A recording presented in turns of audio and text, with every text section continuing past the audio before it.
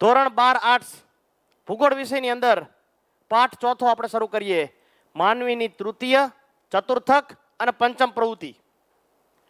માનવી જુદા જુદા પ્રકારની પ્રવૃત્તિઓ કરે છે. 5 પ્રકારની પ્રવૃત્તિઓ: પ્રાથમિક પ્રવૃત્તિ, દ્વિતીય પ્રવૃત્તિ, તૃતીય પ્રવૃત્તિ, ચતુર્થક પ્રવૃત્તિ અને પંચમ પ્રવૃત્તિ.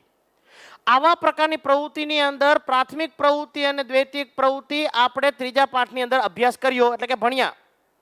આ પાઠની અંદર આપણે ત્રીજી એટલે કે તૃતીય પ્રવૃત્તિ, ચતુર્થક પ્રવૃત્તિ અને પંચમ પ્રવૃત્તિનો આપણે અભ્યાસ કરવાનો છે. પ્રાથમિક પ્રવૃત્તિ ઉપર દ્વિતીય પ્રવૃત્તિ આધારિત હોય, દ્વિતીય પ્રવૃત્તિ ઉપર આધારિત તૃતીય હોય, તૃતીય પ્રવૃત્તિ ઉપર આધારિત ચતુર્થક પ્રવૃત્તિ હોય અને ચતુર્થક પ્રવૃત્તિ ઉપર આધારિત પંચમ પ્રવૃત્તિ હોય. સાહેબ, પ્રાથમિક પ્રવૃત્તિની અંદર કામ વધારે કરવાનું હોય ને વેતન ઓછું મળે. કાળા તડકે સખત મજૂરી કરવાની હોય. ખેતી, પશુપાલન, શિકાર, જંગલ પેરસો એકઠી કરવી, મત્સ્ય પ્રવૃત્તિ, ખનન પ્રવૃત્તિ, માછલા પકડવા, જમીનમાંથી ખોદીને કામ કરવું, ખેતરમાં કાળા તડકે કામ કરવું, આ બધી પ્રાથમિક પ્રવૃત્તિ. આખો દિવસ કામ કરો, 150-200 રૂપિયા દાડી મળે. પ્રાથમિક પ્રવૃત્તિ, કામ વધારે કરવાનું, નિમ્ન લેવલનું કામ અને વેતન ઓછું મળે. દ્વિતીય પ્રવૃત્તિ એના ઉપર આધારિત, એનેથી કામ ઘટે અને વેતન વધે. એના ઉપર આધારિત તૃતીય પ્રવૃત્તિ, દાખલા તરીકે મારી તૃતીય પ્રવૃત્તિ, કામ ઘટે, વેતન એના કરતા થોડુંક વધે. ચતુર્થક પ્રવૃત્તિ, એના કરતા કામ થોડુંક ઘટે અને વેતન વધે, પૈસા વધે, પગાર વધે, આવક વધે. એના કરતા ઉપર પંચમ પ્રવૃત્તિ, ગાંધીનગરની અંદર જે બેઠેલા કમિશનર કચેરીની અંદર બેઠેલા મોટા મોટા ઓફિસરો, સુપર ક્લાસ 1 ઓફિસરો. પંચમ પ્રવૃત્તિ, કામ બહુ ઓછું કરવાનું હોય. એસી ઓફિસમાં એસી ગાડીની અંદર ફરવાનું હોય, લાલ લાઇટ વાળી સાયરન વાળી ગાડીની અંદર ફરવાનું હોય અને આદેશ આપવાનો હોય, સહી કરવાનું હોય અને જુદા જુદા પ્રકારના પરિપત્રો બહાર પાડવાના હોય. વિદ્યાર્થી મિત્રો, એ પંચમ પ્રવૃત્તિ, કામ બહુ ઓછું કરવાનું હોય અને વેતન બહુ જાજુ હોય. તો આ પ્રકારની પ્રવૃત્તિઓનો ટૂંકમાં આપણે અભ્યાસ કરવાનો છે વિદ્યાર્થી મિત્રો. તો ભણીએ આપણે તૃતીય, ચતુર્થક અને પંચમ પ્રવૃત્તિ. શરૂ કરવી એની અંદર તો પહેલા આ પ્રકરણની અંદર કેટલા ગુણનું પૂછાય છે એ આપણે જોઈ લેવી. બોર્ડની પરીક્ષાની અંદર A, B, C અને D ચારેય વિભાગમાંથી પ્રશ્ન પૂછાય છે. એ વિભાગમાંથી 5 ગુણનો 5 માર્કનો પ્રશ્ન વિદ્યાર્થી મિત્રો પૂછાતો નથી. આ પાઠમાંથી બોર્ડની પરીક્ષામાં A વિભાગમાં 1 પ્રશ્ન, B વિભાગમાં 1 પ્રશ્ન, C વિભાગમાં 1 પ્રશ્ન અને D વિભાગમાં 1 પ્રશ્ન પૂછાય છે. એ વિભાગમાં બોર્ડની પરીક્ષામાં પ્રશ્ન પૂછાતો નથી. એક વખત નજર ફેરવી લેવી વિદ્યાર્થી મિત્રો. બોર્ડની પરીક્ષાની અંદર A વિભાગમાં 4થા નંબરનો પ્રશ્ન, વિકલ્પ વાળો 1 પ્રશ્ન જેનો 1 ગુણ હશે. 1-2 વાક્યનો 1 પ્રશ્ન B વિભાગમાં હશે. 13મા નંબરનો પ્રશ્ન 1 પૂછાય છે જેનો 1 ગુણ હશે. C વિભાગની અંદર 23મા નંબરનો પ્રશ્ન હશે, ટૂંકમાં ઉત્તર 2 માર્કનો પ્રશ્ન. અને D વિભાગની અંદર 33મા નંબરનો પ્રશ્ન, માગ્યા મુજબ ઉત્તર 3 ગુણનો પ્રશ્ન. આમ મળીને કુલ 4 પ્રશ્નો પૂછાય છે. A, B, C, D ચારેય વિભાગમાંથી 1-1 પ્રશ્ન પૂછાય છે અને ટોટલ કુલ મળીને બોર્ડની પરીક્ષાની અંદર કુલ મળીને 7 ગુણનું બોર્ડની પરીક્ષામાં પૂછાય છે. કુલ 7 ગુણનું બોર્ડની પરીક્ષામાં આ પાઠમાંથી પૂછાય છે.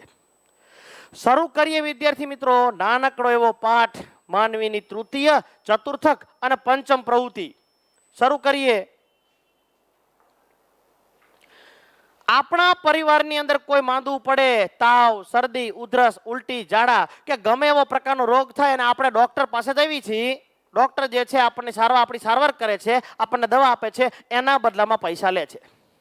શિક્ષક ભણાવે છે, ટ્યુશન કરે છે, સ્કૂલમાં ભણાવે છે, પ્રાઇવેટ કે સરકારી સંસ્થામાં, અને એના બદલામાં પૈસા લે છે, એટલે કે વેતન લે છે. વ્યાપારી, દુકાનદાર, વ્યાપારી પાસેથી આપણે કોઈક વસ્તુ લેવા જાવી છીએ, આપણે પૈસા આપી છીએ, એના બદલામાં એ આપણને ગમે તે કોઈ પ્રકારની વસ્તુ આપે છે. કોઈ પણ કારીગરની વાત કરો તમે, લુહાર, સુથાર, મોચી, કોઈ પણ, એની પાસે આપણે જઈએ તો એ આપણું ગમે તે કામ કરી દે છે, એના બદલામાં પૈસા લે છે. મનોરંજન કરવા વાળો વ્યક્તિની વાત કરો તમે, ગીત ગાવાની વાત કરો, સંગીત વગાડવાની વાત કરો, એ વગેરે જે છે આપણું મનોરંજન કરે છે, એના બદલામાં વેતન એટલે કે પૈસા લે છે. આ બધી તૃતીય પ્રવૃત્તિઓ છે. ત્રીજા પ્રકારની પ્રવૃત્તિઓ શિક્ષણ, સ્વાસ્થ્ય, પરિવહન, દૂરસંચાર, મનોરંજન, આ બધી તૃતીય પ્રવૃત્તિઓ છે. કોઈ પણ પ્રકારની પ્રવૃત્તિ કરીને પૈસા કમાવાની પ્રવૃત્તિ એટલે તૃતીય પ્રવૃત્તિ. કિંમત ચૂકવીને પ્રાપ્ત થતી સેવાઓને તૃતીય પ્રવૃત્તિ કહે છે. આપણે કોઈક પ્રકારની પ્રવૃત્તિ કરીએ છીએ અને એના બદલામાં આપણે પૈસા લઈએ છીએ, એને તૃતીય પ્રવૃત્તિ કહે છે.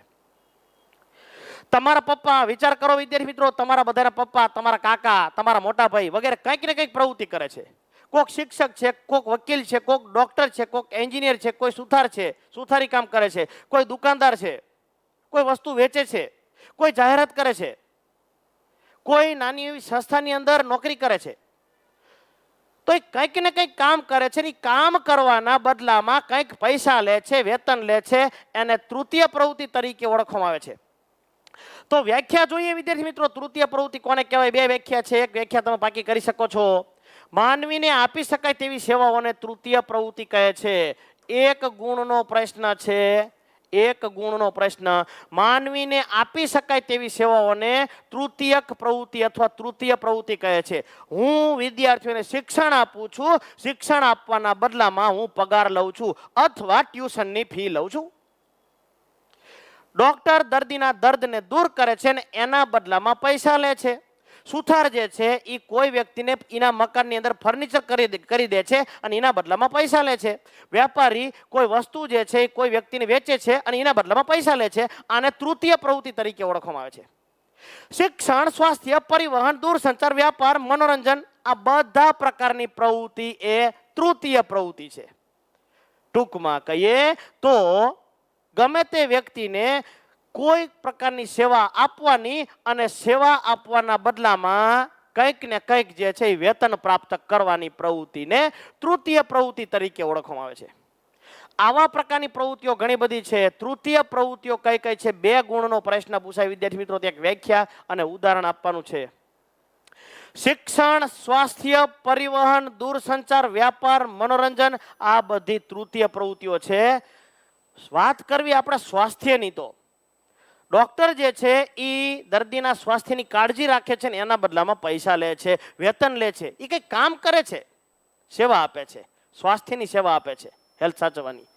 કલ્યાણની વાત કરો, કોઈ કચેરીની અંદર વૃદ્ધાશ્રમ, અનાથાશ્રમ, બાળ સંભાળ કેન્દ્રની અંદર કામ કરવાવાળા કર્મચારીઓ જે છે એ કોઈ પ્રકારનું કલ્યાણની સેવાઓ આપે છે અને એના બદલામાં કોઈ પ્રકારનું વેતન લે છે. શિક્ષણ, શિક્ષક જે છે એ શિક્ષણ આપે છે, એના બદલામાં પગાર કે વેતન લે છે. મનોરંજન, કોઈ પ્રકારનો કલાકાર હોય, સંગીતકાર હોય કે ગાયક હોય, એ સંગીત વગાડીને કે ગીત ગાઈને મનોરંજન કરે છે લોકોનું અને એના બદલામાં પૈસા કમાય છે. વેપારી વેપાર કરે છે, કોઈ વસ્તુ વેચે છે અને એના બદલામાં પૈસા કમાય છે. પરિવહન, પ્રાઇવેટ અથવા સરકારી વાહનો હકાવતા ડ્રાઈવરો જે છે એ પગાર લે છે. પરિવહન, ટ્રાન્સપોર્ટેશન, પરિવહન, પાટાની ગાડીઓમાં આપણે એક જગ્યાએથી બીજી જગ્યાએ જઈએ છીએ, એક તાલુકામાંથી બીજા તાલુકામાં, એક સ્થળેથી બીજા સ્થળે આપણે જઈએ છીએ અને એના બદલામાં એ પૈસા કમાય છે, એને તૃતીય પ્રવૃત્તિ કહે છે, પરિવહન કહે છે. આવા પ્રકારની પ્રવૃત્તિઓ છે. હવે આવા પ્રકારની પ્રવૃત્તિઓ બે પ્રકારની હોઈ શકે.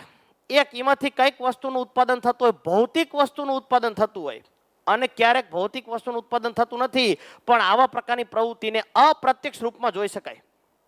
દાખલા તરીકે કોઈ કર્મચારી જે છે જીઆઈડીસી ની અંદર કોઈ કંપની કારખાનાની અંદર કામ કરે છે અને કોઈ વસ્તુ બનાવે છે, બોલ, નટ, સ્ક્રૂ, ખીલી, બેરિંગ કંઈક બનાવે છે અને 25-50 નંગ બનાવે છે ને એના બદલામાં વેતન પ્રાપ્ત કરે છે. એટલે કે ભૌતિક વસ્તુનું અહીંયા ઉત્પાદન થાય છે. પરંતુ શિક્ષણ, સ્વાસ્થ્ય, આ બધા પ્રકારની સંસ્થાઓની અંદર અથવા આ બધા પ્રકારના કાર્યની અંદર કોઈ વસ્તુનું ઉત્પાદન થતું નથી, છતાં પણ એને વેતનના સ્વરૂપમાં મૂલવવામાં આવે છે. એટલે કે અપ્રત્યક્ષ રૂપમાં મૂલવવામાં આવે છે.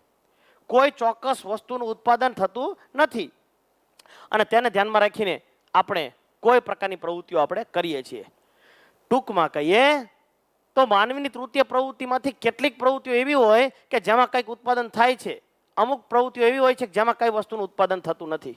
જીઆઈડીસીમાં કામ કરતા કર્મચારી બોલ, બેરિંગ, નટ, સ્ક્રૂ, તેલ, સાબુ, શેમ્પુ કંપનીમાં બનાવતો કર્મચારી કંઈક બનાવે છે અને એના બદલામાં એને વેતન પ્રાપ્ત થાય છે. હું ભણાવું છું, એના બદલામાં કંઈ ઉત્પાદન થતું નથી, કોઈ વસ્તુનું ઉત્પાદન થતું નથી, પરંતુ જ્ઞાન પ્રાપ્ત થાય છે અને એના બદલામાં મને વેતન પ્રાપ્ત થાય છે. તો વિદ્યાર્થી મિત્રો, પહેલો પ્રશ્ન આપણે ભણ્યા છે અત્યારે, તૃતીય પ્રવૃત્તિ એટલે શું? તૃતીય પ્રવૃત્તિઓ કઈ કઈ છે? માનવીને આપી શકાય તેવી સેવાઓને તૃતીય પ્રવૃત્તિ કહે છે. શિક્ષણ, સ્વાસ્થ્ય, પરિવહન, દૂરસંચાર, વ્યાપાર, મનોરંજન વગેરે તૃતીય પ્રવૃત્તિઓ છે. પૂરું. આખો પ્રશ્ન પૂછાય તો 2 ગુણનો, સમજૂતી આપો તો 2 ગુણનો. આ પ્રકારની સેવાઓની અંદર કોઈ વસ્તુનું ઉત્પાદન થતું નથી. આ પ્રકારની અમુક સેવાઓની અંદર કોઈ વસ્તુનું ઉત્પાદન થતું નથી. તેને વેતન, પગાર કે મજૂરીના અપ્રત્યક્ષ રૂપમાં જ માપી શકાય છે. અપ્રત્યક્ષ રૂપમાં. કેટલીક વસ્તુમાં ભૌતિક વસ્તુઓનું ઉત્પાદન થાય છે. તૃતીયક સેવાઓ આપણે જોવાની છે. સમગ્ર વિશ્વની અંદર અને આપણા જેવા વિકાસશીલ દેશોની અંદર આવી અનેક પ્રકારની તૃતીયક પ્રવૃત્તિઓ જોવા મળે છે. ઘણી બધી તૃતીયક પ્રવૃત્તિઓ જોવા મળે છે. સમગ્ર વિશ્વની અંદર ઉદારીકરણ અને ખાનગીકરણના પરિણામે હાલમાં આપણે જોવા જઈએ તો ક્ષેત્રની અંદર ખૂબ જ વધારો થયો છે. અરે પ્રાથમિક પ્રવૃત્તિ કરનારા ખેડૂતો, પશુપાલકો, શિકારીઓ, આ બધા લોકો પણ આજે તૃતીય પ્રવૃત્તિ કરે છે. દાખલા તરીકે ખેડૂત જે છે પોતાના ખેતરમાં જીરાનું ઉત્પાદન કરે, સખત કામ કરીને જીરાનું ઉત્પાદન કરે છે અને પછી એ જ ખેડૂત જે છે પોતાના ખેતરમાંથી સીધો ઊંઝા જીરું દેવા વહી જાય છે. હવે જે જીરું દેવા વહી જાય છે અને એ વેચાણ વસ્તુની લેવડ દેવડ કરે છે ને એના બદલામાં જે સીધો પૈસા કમાય છે એને તૃતીય પ્રવૃત્તિ કહેવાય. ડાયરેક્ટ એટલે એને ખેતી કરી પ્રાથમિક પ્રવૃત્તિ હતી, પણ વસ્તુ વેચીને એના બદલામાં પૈસા કમાણો તૃતીય પ્રવૃત્તિ. સામેવાળા વ્યક્તિએ પૈસા આપ્યા અને વસ્તુ લીધી એને તૃતીય પ્રવૃત્તિ કહેવાય. અરે પશુપાલનની વાત કરો વિદ્યાર્થી મિત્રો. પશુપાલન દ્વારા આપણને દૂધ પ્રાપ્ત થાય છે અને એ દૂધ જે પહેલાના જમાનામાં ડેરીમાં અથવા અન્ય જગ્યાએ દેવા જતા હતા, પણ હવે જે છે એ આ પશુપાલકો જે છે એ જે દૂધનું ઉત્પાદન થાય એ દૂધ સીધા ગ્રાહકોને વેચે છે. તો એ તૃતીય પ્રવૃત્તિ. આજે હાલના જમાનામાં આપણે જોઈએ તો તૃતીય પ્રવૃત્તિનું પ્રમાણ લગભગ 82% જેટલું પ્રમાણ જોવા મળે છે. 82% જેટલું પ્રમાણ તૃતીય પ્રવૃત્તિનું જોવા મળે છે. કારણ કે કેટલીક પ્રાથમિક પ્રવૃત્તિઓનો સમાવેશ જ તૃતીય પ્રવૃત્તિમાં થઈ શકે છે. છતાં પણ હાલમાં આપણે જોવા જઈએ તો સરકાર જ આપણને મોટા ભાગની રોજગારી પૂરી પાડે છે. સરકાર જ આપણને મોટા ભાગની રોજગારી પૂરી પાડે છે. સૌથી વધુ રોજગારી સરકાર આપે છે અને સૌથી વધુ વેતન પણ સરકાર આપે છે. તમે ગમે તે જગ્યાએ જો કોઈ પણ કચેરીમાં તમે પ્રાઇવેટમાં કામ કરતા હોય તો પગાર નહિવત હોય, એટલે કે ઓછો હોય, કામ વધારે હોય. સરકારી સંસ્થાઓની અંદર તમે જોઈ શકો છો હાલના જમાનાની અંદર પગારના પ્રાઇવેટ સંસ્થાઓના પ્રમાણમાં પગાર ઘણો બધો વધુ હોય છે અને પાછી નોકરીનો સ્ત્રોત પણ ઘણા બધા હોય છે સરકારની અંદર. સરકાર લોકોને અનેક પ્રકારની રોજગારી આપે છે. કોઈ પણ રોજગારીની અંદર વાત કરો, શિક્ષણની વાત કરો, હાલો પ્રાથમિક શિક્ષક, માધ્યમિક શિક્ષક, ઉચ્ચતર માધ્યમિક શિક્ષક, પ્રોફેસર, ચાલો શિક્ષણની વાત કરો. ચાલો સ્વાસ્થ્યની વાત કરો. સામાન્ય સરકારી નાની એવી હોસ્પિટલ હોય, પ્રાથમિક આરોગ્ય કેન્દ્ર હોય કે પછી મોટી સરકારી હોસ્પિટલ હોય કે સિવિલ હોસ્પિટલ હોય, તમામ પ્રકારની હોસ્પિટલના સ્ટાફ અને ડોક્ટરો જે છે એ બધા સ્વાસ્થ્ય ક્ષેત્રે રોકાયેલા છે. એ પણ સરકાર જ રોજી આપે છે એમને.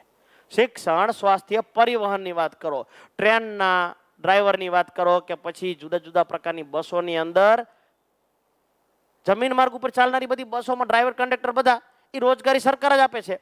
શિક્ષણ, સ્વાસ્થ્ય, પરિવહન, દૂરસંચાર, વ્યાપાર, મનોરંજન, આ બધા પ્રકારની પ્રવૃત્તિઓ જે છે એ પ્રવૃત્તિને તૃતીય પ્રવૃત્તિ કહે છે.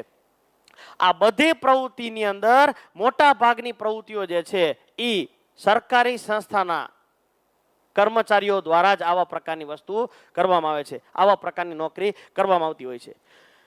કાયદાની વાત કરો, ચાલો રક્ષણ પોલીસ દ્વારા અને સૈનિકો દ્વારા રક્ષણ પ્રાપ્ત થાય છે આપણને અને એ સરકારી કર્મચારીઓ છે. શિક્ષકો દ્વારા શિક્ષણ પ્રાપ્ત થાય છે, એ પણ સરકારી કર્મચારીઓ છે. સ્વાસ્થ્ય ડોક્ટરો દ્વારા અને નર્સ દ્વારા આપણને સ્વાસ્થ્ય પ્રાપ્ત થાય છે. સ્વાસ્થ્ય, સફાઈ, આ નગરપાલિકાના જુદા જુદા કર્મચારીઓ દ્વારા આપણને સફાઈ મળે છે. કલ્યાણ, જુદી જુદી કચેરીઓ દ્વારા આપણને કલ્યાણ પ્રાપ્ત થાય છે. અનાથ આશ્રમ, વૃદ્ધાશ્રમ, બાળ સંભાળ કેન્દ્ર કે પછી અનેક પ્રકારની કચેરીઓ હોય, મામલતદાર કચેરી કે કલેક્ટર કચેરી દ્વારા આપણને અનેક પ્રકારની સેવાઓ પ્રાપ્ત થાય છે. પરિવહન, ડ્રાઈવર, કંડક્ટર દ્વારા અનેક પ્રકારની પરિવહન સુવિધાઓ પ્રાપ્ત થાય છે. કાયદા, કોર્ટની અંદર વકીલો દ્વારા અને જજ દ્વારા આપણને કાયદાકીય સેવાઓ પ્રાપ્ત થાય છે. આવી અનેક પ્રકારની સેવાઓ આપણને પ્રાપ્ત થાય છે મફત મુક્તપણે પ્રાપ્ત થાય છે અને એનું વેતન જે છે એ તો સરકાર જ ચૂકવે છે. ચાલો, તો આ બધું કામ કરનારા લોકો કોણ છે? તો કે આમાં વાત કરો તો સૈનિક અને પોલીસ, આમાં શિક્ષક, આમાં ડોક્ટર, ઓલામાં સફાઈ કર્મચારીઓ, આની અંદર કચેરીમાં કામ કરતા કર્મચારીઓ, આની અંદર ડ્રાઈવર કંડક્ટર, આની અંદર જે છે એ કોર્ટમાં કામ કરતા જુદા જુદા પ્રકારના વકીલો અને ન્યાયાધીશો, અનેક પ્રકારની સેવાઓ કાર્ય કરે છે. આર્થિક વિકાસ માટે આ સેવાઓ સૌથી મહત્વની છે. જો આપણે આર્થિક વિકાસ સાધવો હોય તો આ સરકારી કર્મચારીઓ અને પ્રાઇવેટ સંસ્થામાં કામ કરતા કર્મચારીઓ જો સારી રીતે અસરકારક રીતે કાર્ય કરશે ને તો જ દેશ આગળ વધી શકશે. દેશના વિકાસ માટે આ ખૂબ જ જરૂરી છે. તમામ પ્રકારની વાત કરો, લાઇટ, પાણી, રસ્તા, ગટર બધું નગરપાલિકાની અંદર આવે, કચેરીની અંદર આવે કે પછી સફાઈની અંદર આવે. આ તમામ પ્રકારના કર્મચારીઓ, શિક્ષણ, સ્વાસ્થ્ય, આ તમામ પ્રકારના ક્ષેત્રની અંદર જો આપણો દેશ, આપણા દેશના જુદા જુદા પ્રકારના નાગરિકો આગળ વધે ને તો દેશ સરળતાથી આગળ વધી શકે છે. આ ઉપરાંત અનેક પ્રકારની સેવાઓની આપણે વાત કરી. વાણિજ્ય સેવાઓ કંપનીની ઉત્પાદકતા અને ક્ષમતામાં વધારો કરે છે. વાણિજ્ય, વ્યાપાર અને વાણિજ્ય, કોઈ પણ વસ્તુ વેચવા માટે પહેલા અસરકારક રીતે એની જાહેરાત બનાવવી પડે અને લોકોના માઇન્ડની અંદર ફિટ કરવી પડે. દાખલા તરીકે કોઈ પોલિયો પાવા તૈયાર નહોતું, અમિતાભ બચ્ચને જ્યારે પોલિયોની જાહેરાત કરી અને કીધું 2 બૂંદ જિંદગી કી, અને લોકોએ પોલિયો પાવાનું શરૂ કરી દીધું. ફેર એન્ડ લવલી લોકો લે, એના માટે અભિનેત્રીને રાખવામાં આવે અને કહેવામાં આવે કે ફેર એન્ડ લવલી સિર્ફ 4 હપ્તો મેં નિખરતી જાય, નિખરતી જાય, નિખરતી ही જાય.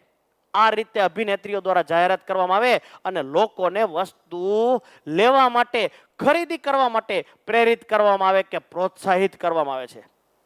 આ ઉપરાંત લંબે ઓર ઘને બાલો સિર્ફ 4 હપ્તો મેં, ડાબર આવેલા કેશ તેલ, આવી રીતે જે છે એ જાહેરાત કરવામાં આવે છે અને લોકોને જે છે ભરમાવીને, માનસિક રીતે ભરમાવીને વસ્તુ લે એવા પ્રકારના વસ્તુ ખરીદે એવા પ્રકારના બનાવવાના છે. અને વિજ્ઞાપન અને વેચાણ જેવી સંસ્થાઓની અંદર પણ આવા પ્રકારની વસ્તુ આપણને ઉપયોગી બને છે અને તેના કાર્યોને જાળવી રાખવામાં વધારે મહત્વપૂર્ણ ભૂમિકા ભજવે છે.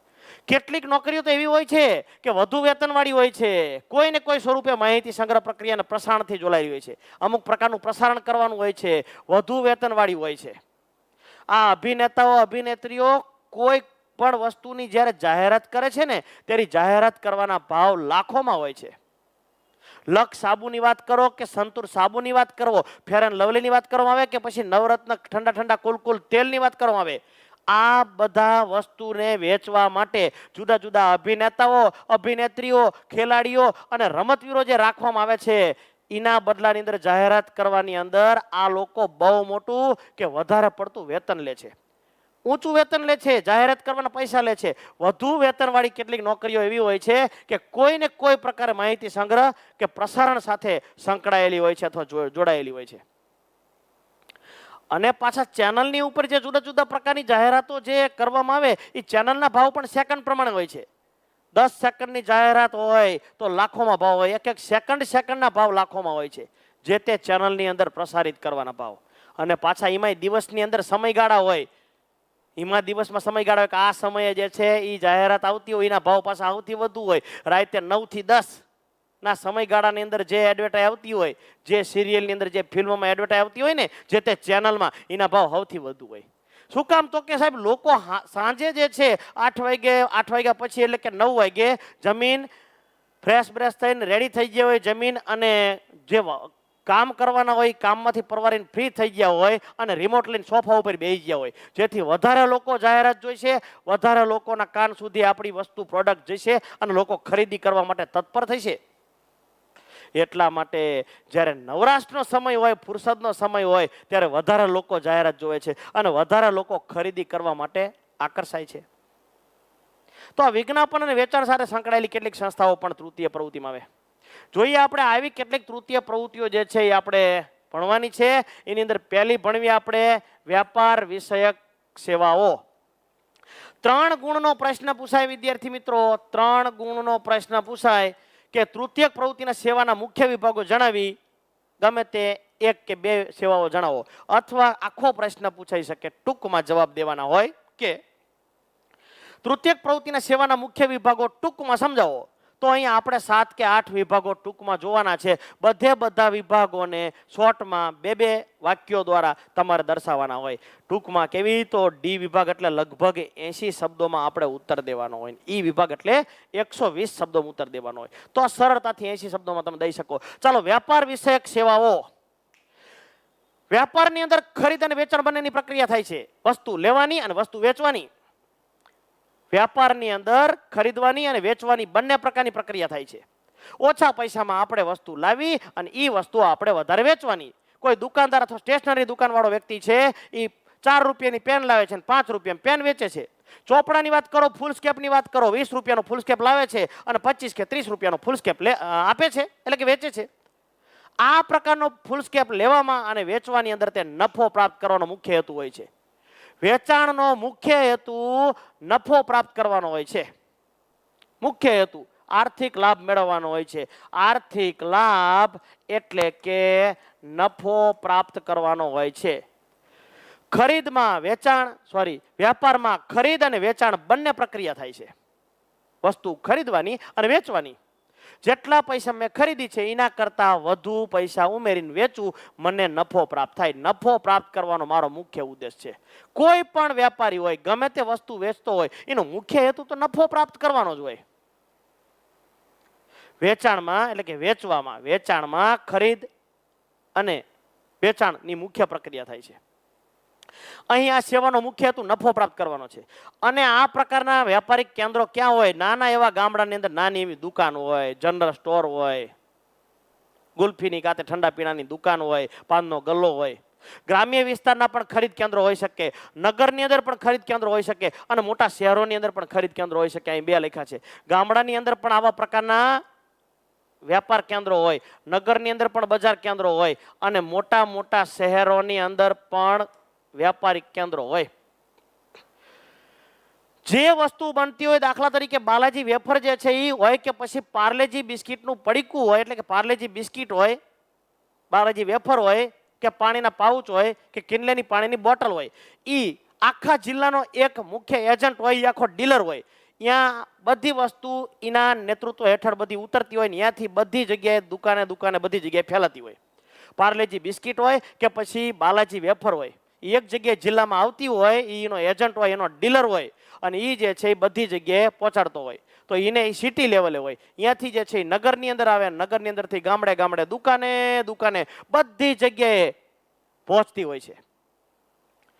તો આવા ખરીદ કેન્દ્રો ગ્રામ્ય વિસ્તારના પણ હોઈ શકે, નગર વિસ્તારના પણ હોઈ શકે અને શહેરી વિસ્તારના પણ હોઈ શકે. તો આવા પ્રકારનો વ્યાપાર છૂટક અને જથ્થાબંધ બંને થાય છે. છૂટક એટલે રિટેલ અને જથ્થાબંધ એટલે કે હોલસેલ. તમે કોઈ વસ્તુ લેવા જાવ તો એક પેન્સિલ લેવા જાવ ન મળે, પણ આખી પેન્સિલનું પેકેટ હોય 12નું હતો તો મળે. એક ફૂલ સ્કેપ લેવા જાવ ન મળે, પણ આખો ફૂલ સ્કેપનો આખો બંચ હોય ને 12નો 24નો એ આખો મળે. એક કંપાસ લેવા જાવ ન મળે, પણ આખા 12 કંપાસનું આખું ઓલું જૂથ હોય આખું મળે. આને હોલસેલ વ્યાપાર કહેવાય અને જથ્થાબંધ વ્યાપાર કહેવાય. અને છૂટક એટલે રિટેલ. વ્યાપારની અંદર છૂટક અને હોલસેલ જથ્થાબંધ વ્યાપારો થતા હોય છે. અને વ્યાપારની અંદર ગમે તે વસ્તુ હોય, સ્ટેશનરીની પણ વસ્તુ હોય, ખાવાની પણ વસ્તુ હોય, રસોઈની બનાવવાની પણ વસ્તુ હોય અને સૌંદર્ય પ્રસાધનના સાધનો પણ હોઈ શકે અને સમારકામને લગતી જુદા પ્રકારની સેવાઓ પણ હોઈ શકે. સમારકામને લગતી સેવાઓ એટલે કે દાખલા તરીકે આપણા ઘરે નળ જે છે એ બગડ્યો હોય અને નળ આપણે ફિટ કરવો હોય તો એ નળ કાઢીને બીજો નળ ફિટ કરવો હોય તો એ પ્લમ્બરની જગ્યાએ બધી વસ્તુ મળે. અથવા હાર્ડવેર કે કોમ્પ્યુટરની વસ્તુ હોય તો સોફ્ટવેરની તમામ પ્રકારની વસ્તુ જે છે એ આપણને મળતી હોય છે, પ્રાપ્ત થતી હોય છે. એને સમારકામને લગતી વસ્તુ કહેવાય. કંઈક વસ્તુ ખોટકાણું હોય, બગડ્યું હોય, એના બદલે કંઈક વસ્તુ નાખવી હોય અથવા બનાવી હોય તો એ સમારકામને લગતી વસ્તુ કહેવાય. મહત્વનો મુદ્દો હતો વિદ્યાર્થી મિત્રો વ્યાપાર વિષયક સેવાઓ.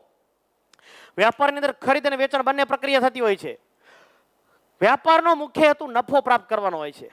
અને આવા પ્રકારની વ્યાપારની પ્રક્રિયા ગામડાની અંદર, નગરની અંદર અને મોટા શહેરોની અંદર પણ આવા પ્રકારની થતી હોય છે. મોટા ડીલરો જે છે વસ્તુ ખરીદે છે, કંપની પાસેથી, કારખાના પાસેથી ખરીદે છે અને જુદા એજન્ટોને આપે છે, સેલ્સમેનોને આપે છે. એટલે ટેમ્પાવાળા દેવા આવતા હોય છે. ગલે દુકાને પાર્લેજી બિસ્કિટના પડીકાની તમે વાત કરો કે પછી વેફરની વાત કરો, બધું દેવા આવતા હોય છે અને દે છે.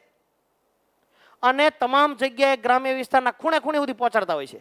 તો આવા પ્રકારનો વેપાર જે છે છૂટક પણ હોઈ શકે અને જથ્થાબંધ પણ હોઈ શકે. એની અંદર તમામ વસ્તુ આવી જાય, સૌંદર્ય પ્રસાધનના સાધનો આવી જાય, સમારકામની તમામ પ્રકારની વસ્તુ પણ આવી જાય, બધી વસ્તુ આવી જાય અને એનો વેપાર થતો હોય છે.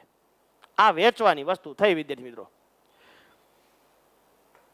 બીજી બાબત છે પરિવહન સેવાઓ. પરિવહન સેવાની અંદર આપણો 5મો પાઠ પરિવહન સેવાનો છે વિદ્યાર્થી મિત્રો.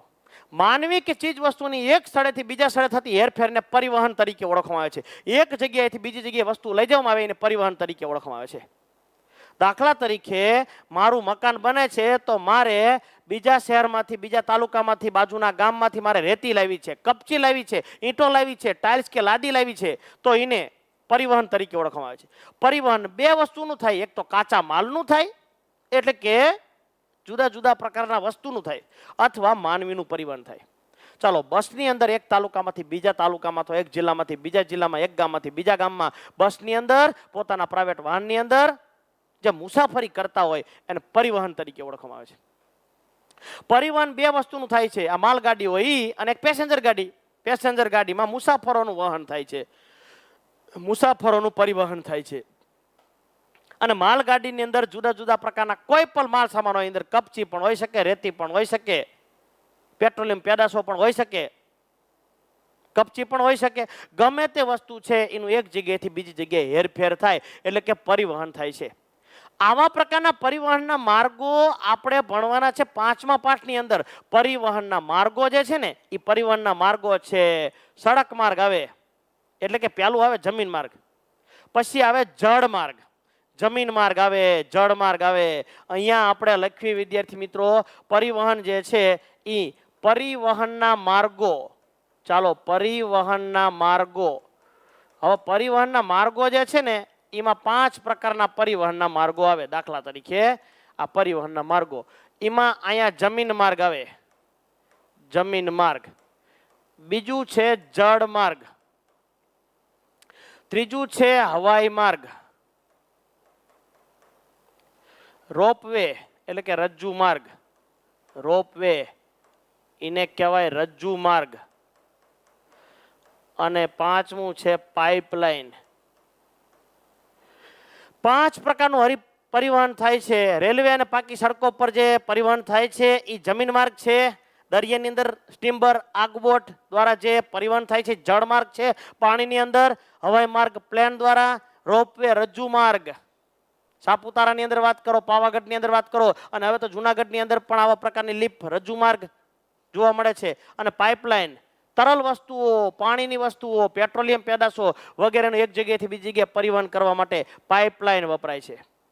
હવે આની અંદર પાછા બીજા બે જમીન માર્ગની અંદર 2 આવે, સડક માર્ગ, રેલ માર્ગ. જળ માર્ગમાં 2 આવે, આંતરિક અને દરિયાઈ.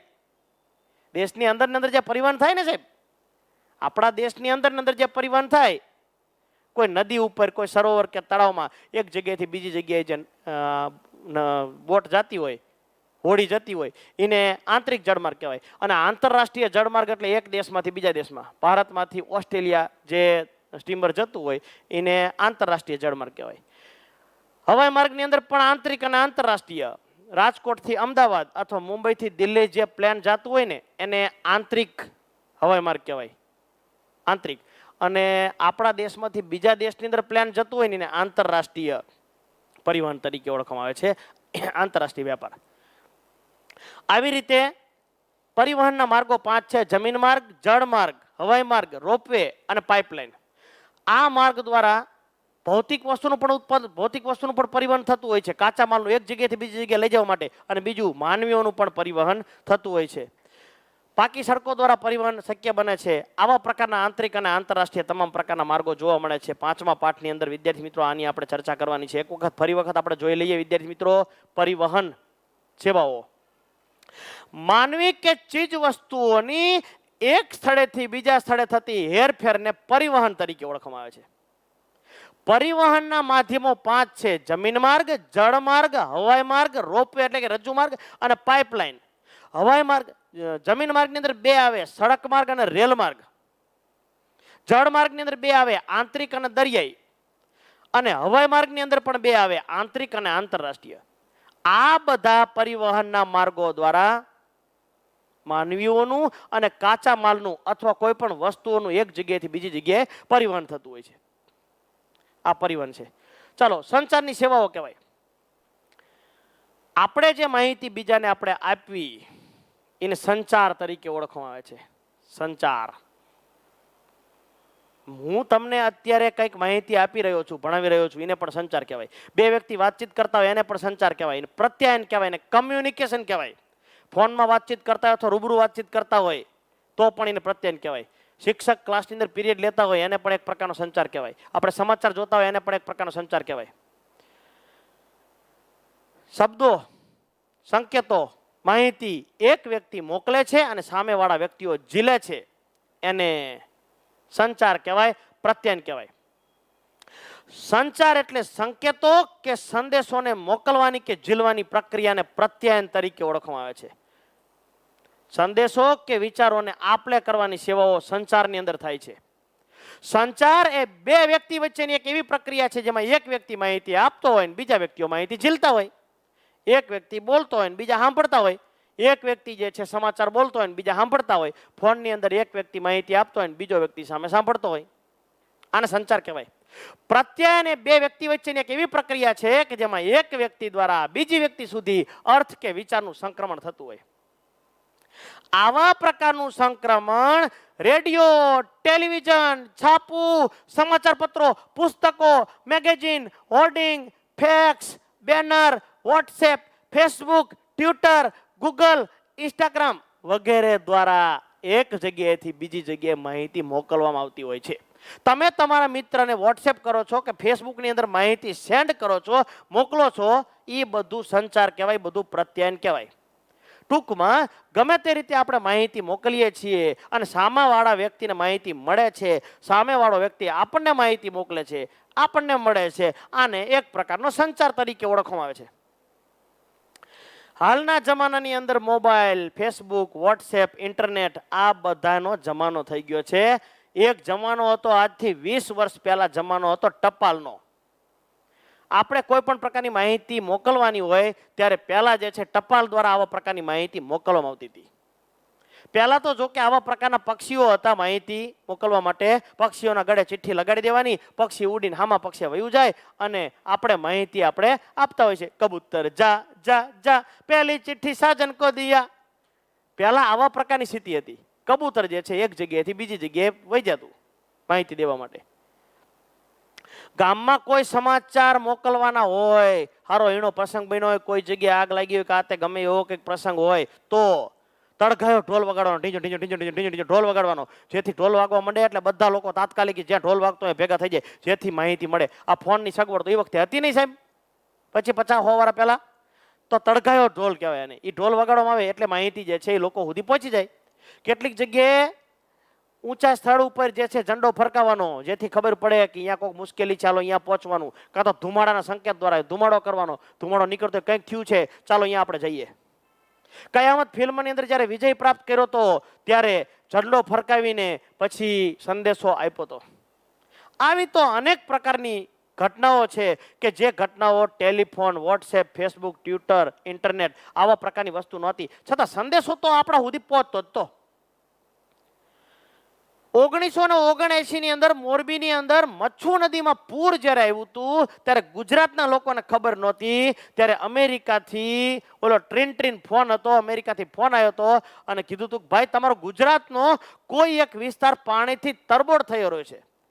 આપણા મુખ્યમંત્રીને ફોન હતો કે તમારા ગુજરાતનો કોઈ એક વિસ્તાર પાણીથી તરબોળ થઈ રહ્યો છે. આપણને ખબર નહોતી, પણ ઈ દેશની અંદર આવા પ્રકારના સંચારના માધ્યમો જે છે એની સગવડ થોડી ઘણી હતી, જેથી એમને ફોન દ્વારા આપણને માહિતી આપી. અને અત્યારે તો ગમે એવો પ્રકારની ઘટનાનું લાઈવ પ્રસારણ સરળતાથી થઈ શકે છે સંચારના માધ્યમો દ્વારા. પૂર, દુષ્કાળ, ધરતીકંપ, વરસાદ, વાવાઝોડું, ચક્રવાત, વંટોળ, સુનામી, દરિયાના મોજા, ભૂકંપ, જ્વાળામુખી વગેરેની માહિતી આપણને ઘરે બેઠા સરળતાથી પ્રાપ્ત થાય છે સંચારના માધ્યમો દ્વારા. અરે બીજા દેશમાં રમાતી મેચનું ઘરે બેઠા સોફા ઉપર બેઠા બેઠા ટમેટા કે કાકડીની ડીશ ખાતા ખાતા આપણે રૂબરૂ અટીકણ દઈને આપણે માહિતી જોઈ શકીએ છીએ. આ શેને આભારી છે? સંચારના માધ્યમોના આભારી છે વિદ્યાર્થી મિત્રો. અરે ગમે એની માહિતી વાત કરો, તમે રેડિયોની અંદર વાત કરો, દૂરદર્શનની અંદર વાત કરો, અનેક પ્રકારની ઘટનાઓ બનતી હોય છે, સમાચારો અને વક્તાઓના વક્તવ્યો, આ બધું જે છે શ્રોતાઓ સુધી સરળતાથી માહિતી મળી જાય છે, એટલે કે માહિતી પ્રાપ્ત થતી હોય છે.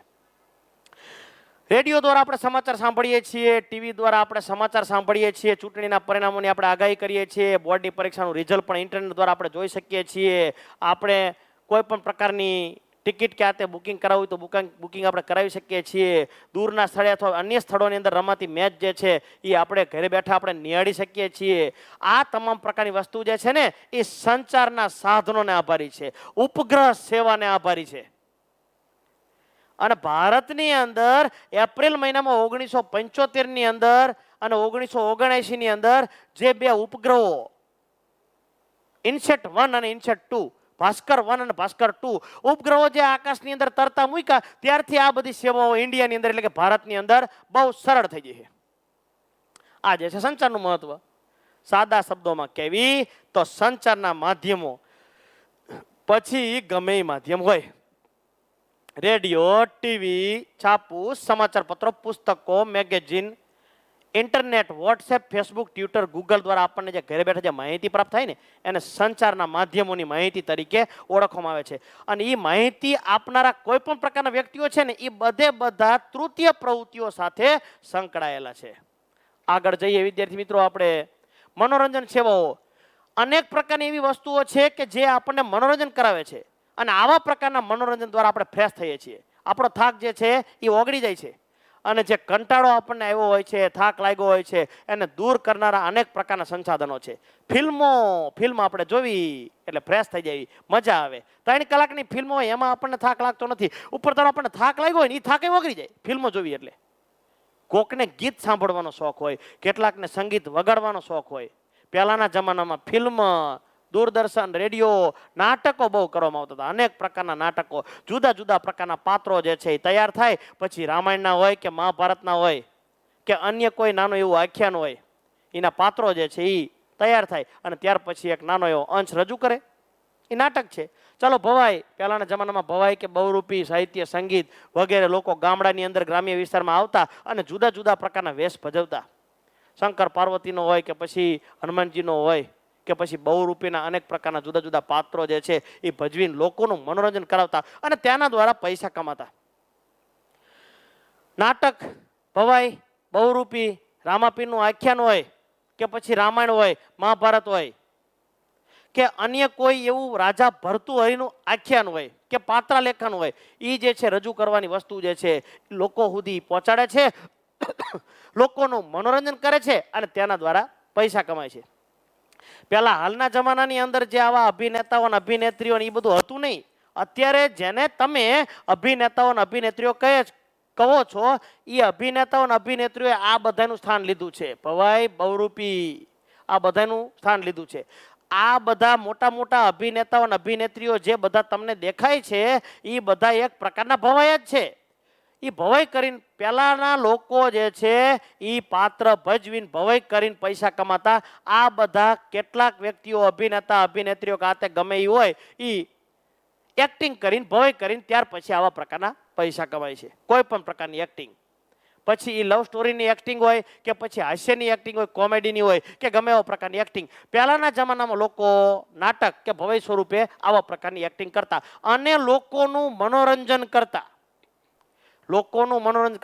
આવા પ્રકારનું મનોરંજન કરવાને લીધે લોકોને આનંદ પ્રાપ્ત થાય છે અને માનસિક તણાવ દૂર થાય છે અને વ્યક્તિને કોઈ કાર્ય કરવા માટે ફરીથી પ્રેરિત કરી શકે છે. પરંતુ હાલના જમાનાની અંદર લોકો જે છે ફરવા માટે જાય છે, પ્રવાસની અંદર જાય છે, પર્યટનની અંદર જાય છે અને દૂરદર્શનની અંદર આવતા જુદા જુદા પ્રકારના કાર્યક્રમો હોય છે, મોટા મોટા સ્ટેજ પ્રોગ્રામો હોય છે કે ફેશન શો જેવા મોટા મોટા પ્રોગ્રામો જોવે છે અને તેના દ્વારા લોકો આનંદ મેળવે છે, એટલે કે આનંદ પ્રાપ્ત કરે છે. મનોરંજનના હાલમાં મુખ્ય સાધનો છે પ્રવાસ, પર્યટન, દૂરદર્શન. આવા બધા હાલમાં મનોરંજનના સાધનો છે. પહેલા હતા નાટક ને ભવાઈ, બહુરૂપી, આવા મુખ્ય પાત્રો હતા અને હાલની અંદર આપણે જોઈએ તો પ્રવાસ, પર્યટન, દૂરદર્શન વગેરે કેટલાક સાધનો છે. ચાલો વાણિજ્ય સેવાઓ આપણે જોઈ.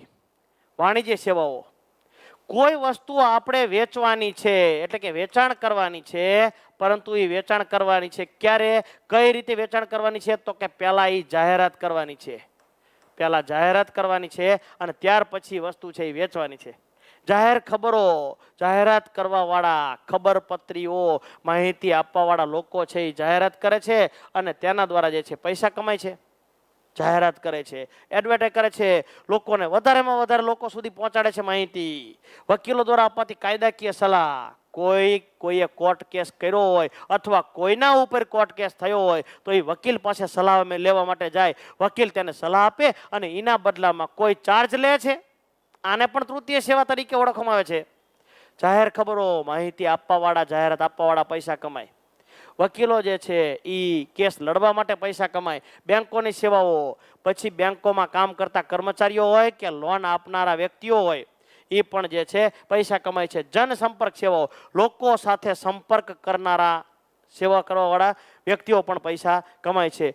કર્મચારીઓના કૌશલ્ય વિકસાવવામાં અપાતું પ્રશિક્ષણ, કોઈ કૌશલ્યને, કર્મચારીના કૌશલ્યને વધારવા માટે, પછી કંપની કારખાના અંદર કોઈ કૌશલ્ય હોય કે શિક્ષકોને જે તાલીમ આપવામાં આવે છે, એનસીઆરટીની અંદર, જીસીઆરટીની અંદર ગાંધીનગર ક્ષેત્રે જે તાલીમ આપવામાં આવે છે, અથવા આઈટીઆઈની અંદર જે તાલીમ આપવામાં આવે છે, અથવા ડિપ્લો કે ડિગ્રીની અંદર જે કર્મચારીઓને તાલીમ આપવામાં આવે છે, એના માટેના સ્પેશિયલ તાલીમ કેન્દ્રો હોય છે. સીએનસી વીએમસી મશીન ચલાવવાના લોકો જે છે એ લોકો રાખે છે. ઉપરાંત એવું પણ જોવા મળે છે કે કેટલાક વ્યક્તિઓ જે છે આવા પ્રકારની તાલીમ આપે છે, એની ટ્રેનિંગ કે તાલીમ આપવાના એટલે કે શીખવાડવાના અમુક ચાર્જ લે છે. જોકે હાલની અંદર તો આપણે હવે જોવા જઈએ તો એક પ્રકારનો શિક્ષણ પણ એક પ્રકારનો વ્યાપાર થઈ ગયો છે. એની અંદર પણ શિક્ષણ આપવાના પણ એના બદલે ચાર્જ લેવામાં આવે છે. હાલમાં સ્પર્ધાત્મક પરીક્ષાના જમાનાની અંદર સ્પર્ધાત્મક પરીક્ષાનું શિક્ષણ આપવામાં આવે છે અને એના બદલામાં જે છે એ વેતન લેવામાં આવે છે, એટલે કે એની ફી લેવામાં આવે છે અને એના દ્વારા આપણે પૈસા દેવી છીએ, શિક્ષણ લઈએ છીએ. હાલમાં નાણાકીય વ્યવહારો જોવા મળે છે. નાણાકીય વ્યવહારો, દાખલા તરીકે મારે અહીંથી 5 લાખ રૂપિયા જુનાગઢ કોઈ મિત્રને મોકલવા હોય, આંગળીયું કરવું હોય, તો આંગળીયા વાળો પૈસા જે છે એ અહીંથી પૈસા તમારા 5 લાખ રૂપિયા લઈ લે, તમારી પાસે 500 રૂપિયા ચાર્જ લે અને સામે એ નામ આપી દે કે માધવ મગનની અંદર જુનાગઢ લઈ, જુનાગઢની અંદર જે આંગળીયા કુરિયર છે, આંગળીયા અહીંયા જઈને લઈ આવો તો 500 રૂપિયા ચાર્જ, અને સામેવાળા વ્યક્તિને 5 લાખ રૂપિયા તાત્કાલિક તરત જ પ્રાપ્ત થઈ જાય, એટલે કે મળી જાય. આ વસ્તુ જે છે એ નાણાકીય વ્યવહારો જોવા મળે છે. સલાહકારો, સલાહ આપવાવાળા વ્યક્તિઓ, મૂંઝાયેલા વ્યક્તિને સલાહ આપવાનું કાર્ય કાઉન્સિલરો કરે છે, સલાહકારો કરે છે. હવે સામાન્ય રીતે કોઈ તમારે સલાહ લેવાની હોય તો આવા સલાહકારની જરૂર નથી પડતી. દાખલા તરીકે કુટુંબમાં દર્શન નામના છોકરાને કુટુંબમાં કોઈ મુશ્કેલી પડે કે ભાઈ મારું રમકડું આ મોટી બેન લઈ લે છે અથવા મને ખીજાવે છે, મારું નામ પાડે છે, તો એ દોડીને સલાહ લેવા કોની પાસે જાય, તો કે માતા પિતા પાસે જાય. શાળામાં કોઈ વિદ્યાર્થીને રજા લેવી હોય અથવા ગમે એ સમસ્યા હોય તો એ દોડીને કોની પાસે જાય છે, તો કે શિક્ષક પાસે જાય છે. કોઈ કર્મચારીને પગારનો ઉપાડ જોતો હોય અથવા રજા જોતી હોય, વહેલો જવું હોય, તો એ દોડીને કોની પાસે જાય છે, તો કે સુપરવાઇઝર, મેનેજર પાસે જાય છે. પરંતુ આવા પ્રકારની સલાહની વાત નથી. અમુક તો એવા પ્રકારની મુશ્કેલી હોય જિંદગીની અંદર વ્યક્તિને કે આવા પ્રકારની મુશ્કેલીઓ વ્યક્તિના જીવનને કોરી ખાય એવા પ્રકારની સમસ્યા જોવા મળે છે. પ્રેમમાં નિષ્ફળતા, લગ્નમાં નિષ્ફળતા, ધંધામાં ખોટ, પરીક્ષામાં નિષ્ફળતા, શેર બજારમાં હારી ગયો હોય અને આ વ્યક્તિને આવો પંખો દેખાતો હોય, લટકી જવાનું દેખાતું હોય, ડેમ દેખાતો હોય, ડેમમાં પડી જવાનું દેખાતું હોય કે પછી રેલવેનો પાટો દેખાતો હોય, ત્યારે એ વ્યક્તિ જે છે સલાહ લેવા માટે સલાહકાર પાસે જાય છે. સલાહકાર એનો યોગ્ય ચાર્જ લે છે અને આને જે છે સમજાવીને, ફોસલાવીને વ્યવસ્થિત રીતે જીવન જીવવું બનાવે છે. આ કાઉન્સિલરોનું કાર્ય છે અને એના બદલામાં પણ પૈસા કમાય છે. અરે મોટી મોટી કંપનીમાં હિસાબ કરવા વાળા ચાર્ટર્ડ એકાઉન્ટ પણ પૈસા કમાય છે. કોઈ પ્રાઇવેટ કે સરકારી સંસ્થાઓમાં ક્લાર્ક એટલે કે કારકુન પણ પોતાની પ્રવૃત્તિ કરીને પૈસા કમાય છે. વગેરે જુદી જુદી અનેક પ્રકારની સેવાઓ જે છે એ ઉત્પાદન કાર્યની અંદર જોડાયેલી છે અને તેના દ્વારા લોકો પૈસા કમાય છે. હાલમાં આપણે જોવા જઈએ વિદ્યાર્થી મિત્રો તો કોઈ પણ પ્રકારની વસ્તુ લેવડ દેવડ થાય છે, વસ્તુ વેચવાની કોઈ પણ પ્રકારની પ્રવૃત્તિ થાય છે, એ બધા પ્રવૃત્તિની અંદર નફો મેળવવાનો મુખ્ય હેતુ હોય છે. દાખલા તરીકે અમદાવાદની અંદર ફેર એન્ડ લવલી કંપનીની અંદર બનતી ફેર એન્ડ લવલી, 4 રૂપિયાની ફેર એન્ડ લવલી જે બને છે અને તમારા ઘર સુધી તમારા પર્સની અંદર આવતા એ ફેર એન્ડ લવલી 60 રૂપિયાની બની જાય છે. વિદ્યાર્થી મિત્રો, તમને મહિનામાં આવે કે 9 મહિનામાં આવે, હું તમને અત્યારે સાબિત કરી દઉં. એ ફેર એન્ડ લવલીની કંપની જે સંસ્થાના માલિકે જે બનાવી છે, કંપનીના માલિકે જે બનાવી છે, એ જગ્યા કરોડો રૂપિયાની લીધી છે. એ ફેર એન્ડ લવલી બનાવીને કમાવાની છે, પૈસા કમાવાના છે. કરોડો રૂપિયાની જમીનની વાત કરો, એની અંદર મોટું ઇન્ફ્રાસ્ટ્રક્ચર ઊભું કર્યું છે, મોટું બિલ્ડિંગ ઊભું કરેલું છે, કેટલી બધી મશીનરી એની અંદર ઊભી કરેલી છે, કેટલા બધા એન્જિનિયરોના કર્મચારીઓ રાખેલા છે, કેટલા બધા ટ્રાન્સપોર્ટેશન માટે કેટલા વાહનો રાખેલા છે. આ ઉપરાંત એને તમારા સુધી માહિતી પહોંચાડવા માટે જાહેરાત બનાવી છે. જાહેરાત બનાવવાવાળાને લાખો રૂપિયા આપેલા છે. એ જાહેરાતની અંદર જે અભિનેતાઓ અભિનેત્રીઓ જે હોય છે ને, એને પણ હજારો લાખો રૂપિયા લીધા છે જાહેરાત બનાવવાના. અને પછી જે જાહેરાત જે તે ચેનલ ઉપર જે રજૂ કરવામાં આવે છે ને, એ પણ લાખો રૂપિયા લે છે. આ બધા પૈસા વિદ્યાર્થી મિત્રો તમારી ઉપર છે. તો આ બધા પૈસા જે છે એ 4 રૂપિયાની ફેર એન્ડ લવલી કંપનીમાંથી પ્રવાસ કરતી કરતી કરતી કરતી તમારા ઘર સુધી જ્યારે પહોંચે છે ત્યારે 60 રૂપિયાની થઈ જાય છે. આ બધાની અંદર કામ કરનારા જુદા જુદા પ્રકારના કર્મચારીઓ જે છે એ પૈસા કમાય છે. તો આ સંસ્થા જે છે, આ કાર્ય તો વેચાણ અને વિજ્ઞાપન સાથે સંકળાયેલી છે. વાણિજ્ય સેવાઓ છે, કોઈ પણ ભોગે વસ્તુ વેચવાની વાત છે. એટલે કે મારું કામ જે છે થાય ને, અને એના બદલામાં મને યોગ્ય પ્રકારનું વેતન ગમે તે પ્રાપ્ત થાય મળે, એ બાબત મહત્વની છે. અને વાણિજ્ય સેવાઓ તરીકે ઓળખવામાં આવે છે. ત્યાર પછી લઈએ આપણે સ્વાસ્થ્ય અને શિક્ષણ. કોઈ પણ વ્યક્તિ, તમે અને હું, જ્યારે આપણે માંદા પડીએ છીએ, તાવ, માથું, શરદી, ઉધરસ, ઉલટી અને ઝાડા જ્યારે આપણને થાય છે, ત્યારે આપણે દોડીને ડોક્ટર પાસે આપણે જઈએ છીએ અને ડોક્ટર આપણને દવા આપે છે અને એના બદલામાં પૈસા કમાય છે. એવી જ રીતે આપણો હાથ ભાંગ્યો હોય, પગ ભાંગ્યો હોય, ફ્રેક્ચર થયું હોય, કે પછી મોટી કોઈ મુશ્કેલી હોય, કિડનીની અંદર પથરી હોય, કે સ્વાદુપિંડનું ઓપરેશન કરાવવાનું હોય, કે બીજું અન્ય કોઈ ઓપરેશન કરાવવાનું હોય, તો ઓપરેશન આપણે કરાવી, એ ઓપરેશન કરાવવાના બદલામાં ડોક્ટર આપણી પાસે વેતન લે છે અને આપણા સ્વાસ્થ્યની કાળજી રાખે છે. આવા પ્રકારની અનેક પ્રકારની સરકારી અને પ્રાઇવેટ હોસ્પિટલો અને સંસ્થાઓ અનેક જોવા મળે છે. એ આપણને સેવાઓ પૂરી પાડે છે, આપણા સ્વાસ્થ્યની કાળજી રાખે છે અને એના બદલામાં પૈસા કમાય છે. પરિવહન, સંદેશાવ્યવહાર, વ્યાપાર, મનોરંજન, સડક નિર્માણ, શિક્ષણ, સિંચાઈ યોજનાઓ, ઉર્જા ઉત્પાદન, સ્વાસ્થ્ય વગેરેની વિશાળ સેવાઓ નાગરિકોને પૂરે પાડી સર્વાંગી વિકાસમાં બહુ મહત્વપૂર્ણ ભૂમિકા ભજવે છે. અને સ્થાનિક સ્વરાજ્યની સંસ્થાઓની વાત કરો, રાજ્ય સરકારોની કે કેન્દ્ર સરકાર પ્રજાની કલ્યાણ માટેની જુદા જુદા પ્રકારની યોજનાઓ જે જોવા મળે છે ને, એ બધી યોજનાઓ સ્વાસ્થ્ય અને શિક્ષણ યોજનાની અંદર પણ એવું જોવા મળે છે. તો આવા પ્રકારની જે સ્થાનિક સ્વરાજની સંસ્થાઓ જે છે, જે તે વિસ્તારની અંદર, જે તે વિસ્તારમાં હોય એને સ્થાનિક સ્વરાજ્યની કહેવાય. રાજ્યની અંદર હોય, જુદા જુદા પ્રકારના જિલ્લાની અંદર હોય એને રાજ્ય સરકારની કહેવાય. અને સમગ્ર દેશની અંદર મોટા મોટા મહાનગરો, મહાનગરપાલિકા જે હોય છે, મેટ્રોપોલિટન સિટી, એની અંદર હોય છે, એને કેન્દ્ર સરકારની અનેક પ્રકારની સેવાઓ જે છે આપણને પૂરી પાડે છે. અને તેના દ્વારા જે છે એમાં કામ કરતા કર્મચારીઓ જે છે પૈસા કમાય છે, એટલે કે વેતન પ્રાપ્ત કરે છે. પછી પરિવહનના સ્વરૂપમાં હોય, પરિવહન સરકારી બસનો ડ્રાઈવર હોય, કે પ્રાઇવેટ પાટાની અંદર ગાડી ચાલતી હોય અને એના દ્વારા પૈસા કમાતો હોય, કે પછી આ ટ્રાવેલ્સવાળા જે છે એ પ્રવાસ ટૂર્સ એન્ડ ટ્રાવેલ્સ હોય, કે પછી નાની એવી ઇકો ચાલતી હોય, કે છકડો હોય, કે રિક્ષા દ્વારા પણ લોકો પૈસા કમાતા હોય, એ પણ પરિવહનમાં આવે. સંદેશ વ્યવહારની અંદર આવે, ટેલિફોન કંપની, મોબાઈલ કંપની, કોઈ પણ પ્રકારની કંપનીઓ આવે.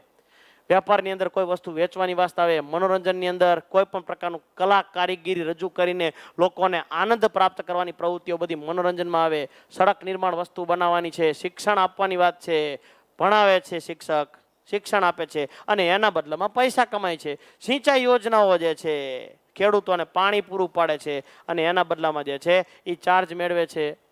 ઉર્જા ઉત્પાદન કરે છે, એટલે કે તમારા ઘર સુધી આ લાઇટ પ્રાપ્ત થાય છે અને એના બદલામાં વીજળીનું બિલ આપણે ભરીએ છીએ. સ્વાસ્થ્યની પણ સેવાઓ જોવા મળે છે. હાલમાં આપણા જિલ્લાની અંદર, તાલુકાની અંદર કે ગ્રામ્ય વિસ્તારની અંદર પ્રાથમિક આરોગ્ય કેન્દ્ર હોય છે, મોટી મોટી હોસ્પિટલ હોય છે અને મલ્ટીનેશનલ જુદા જુદા અનેક પ્રકારના દવાખાના હોય છે. અને આવા પ્રકારના દવાખાનાઓ દ્વારા આપણને સ્વાસ્થ્યની સેવાઓ પ્રાપ્ત થાય છે. આ ઉપરાંત પ્રાથમિક શાળાઓ, માધ્યમિક શાળાઓ, ઉચ્ચતર માધ્યમિક શાળાઓ, કોલેજો, આ તમામ પ્રકારની જે શિક્ષણ સંસ્થાઓ દ્વારા આપણને શિક્ષણ પ્રાપ્ત થાય છે.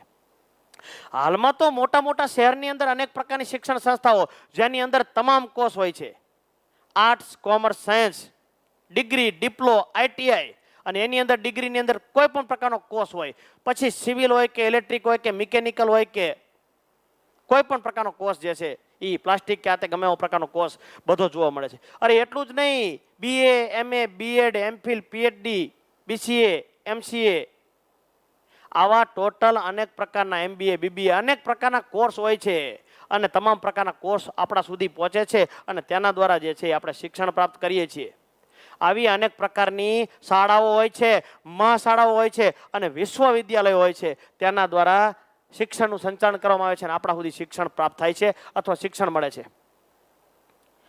શિક્ષણની અંદર આવી સંસ્થાઓ છે. ચાલો, સમાજ કલ્યાણ સેવાઓ.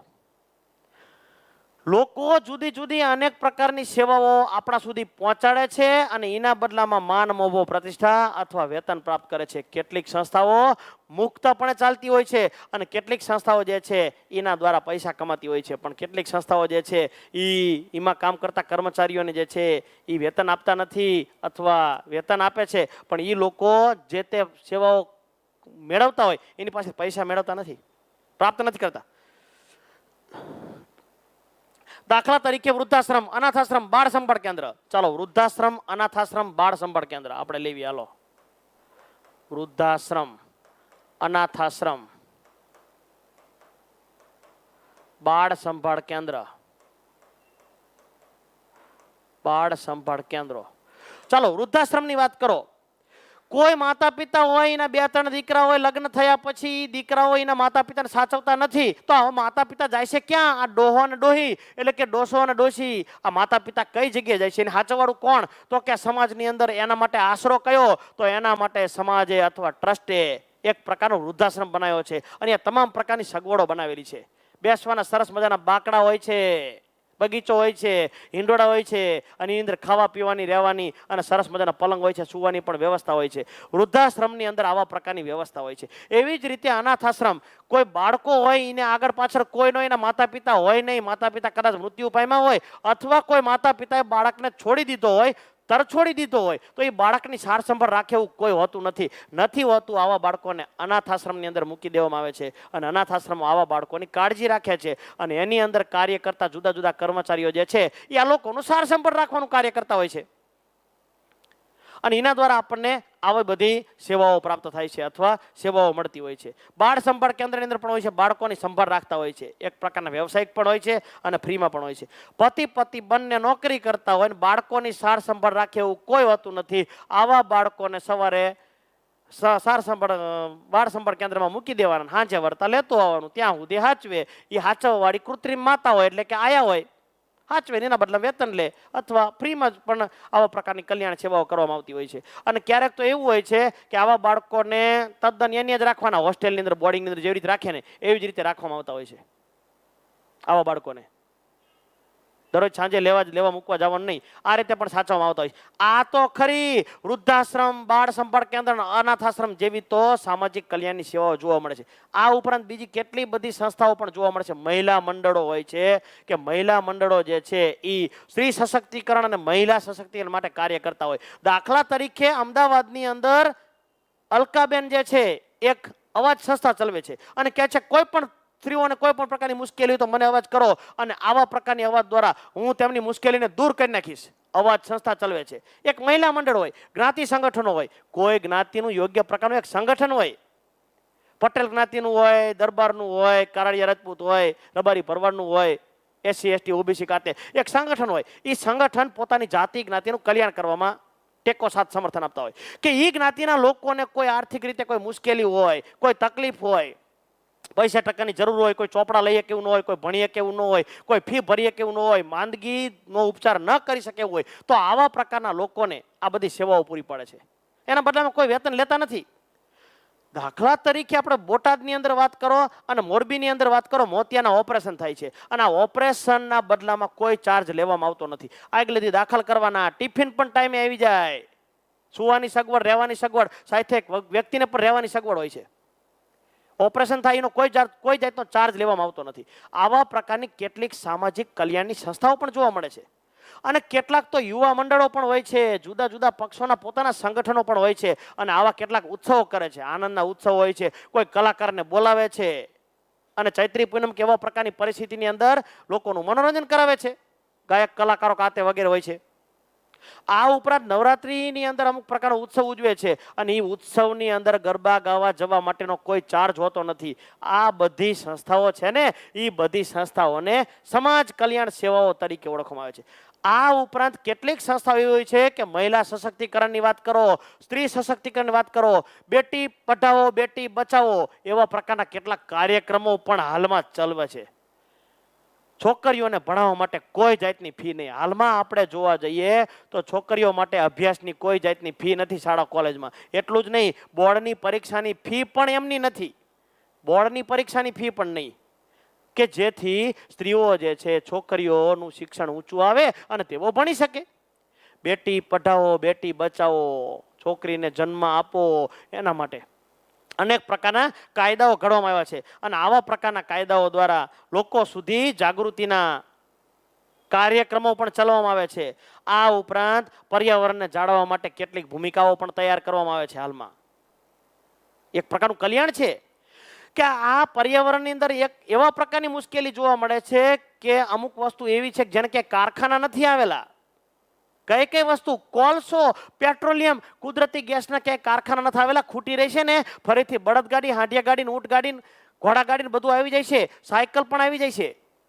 તો આ બધી વસ્તુનું યોગ્ય રીતે ઉપયોગ કરો. વધારે ઉપયોગ નથી કરવાનો, ખોટો ઉપયોગ નહીં કરવાનો, ઉપયોગ તો કરવાનો. આ ઉપરાંત કેટલીક વસ્તુ એવી હોય છે, કાચ, કાગળ, પ્લાસ્ટિક, ધાતુ, એલ્યુમિનિયમ કેન, પ્લાસ્ટિકની કોથળીઓ બધું વાપરીને એની વસ્તુનો ફરીથી ઉપયોગ કરી શકાય. તો એનો પુનઃ ઉપયોગ કરો. પુનઃ ઉપયોગ, ઉર્જા સંરક્ષણ, પર્યાવરણને બચાવો. જળ એ જીવન છે, પાણીને બચાવો, પાણી તમને બચાવશે. વધુ વૃક્ષો વાવો, વરસાદ લાવો. આવા કેટલાય કાર્યક્રમો ચલાવી લોકોનું કલ્યાણ કરવા માટેના પ્રયત્નો કરવામાં આવતા હોય છે. આ એક પ્રકારની સેવા જ છે.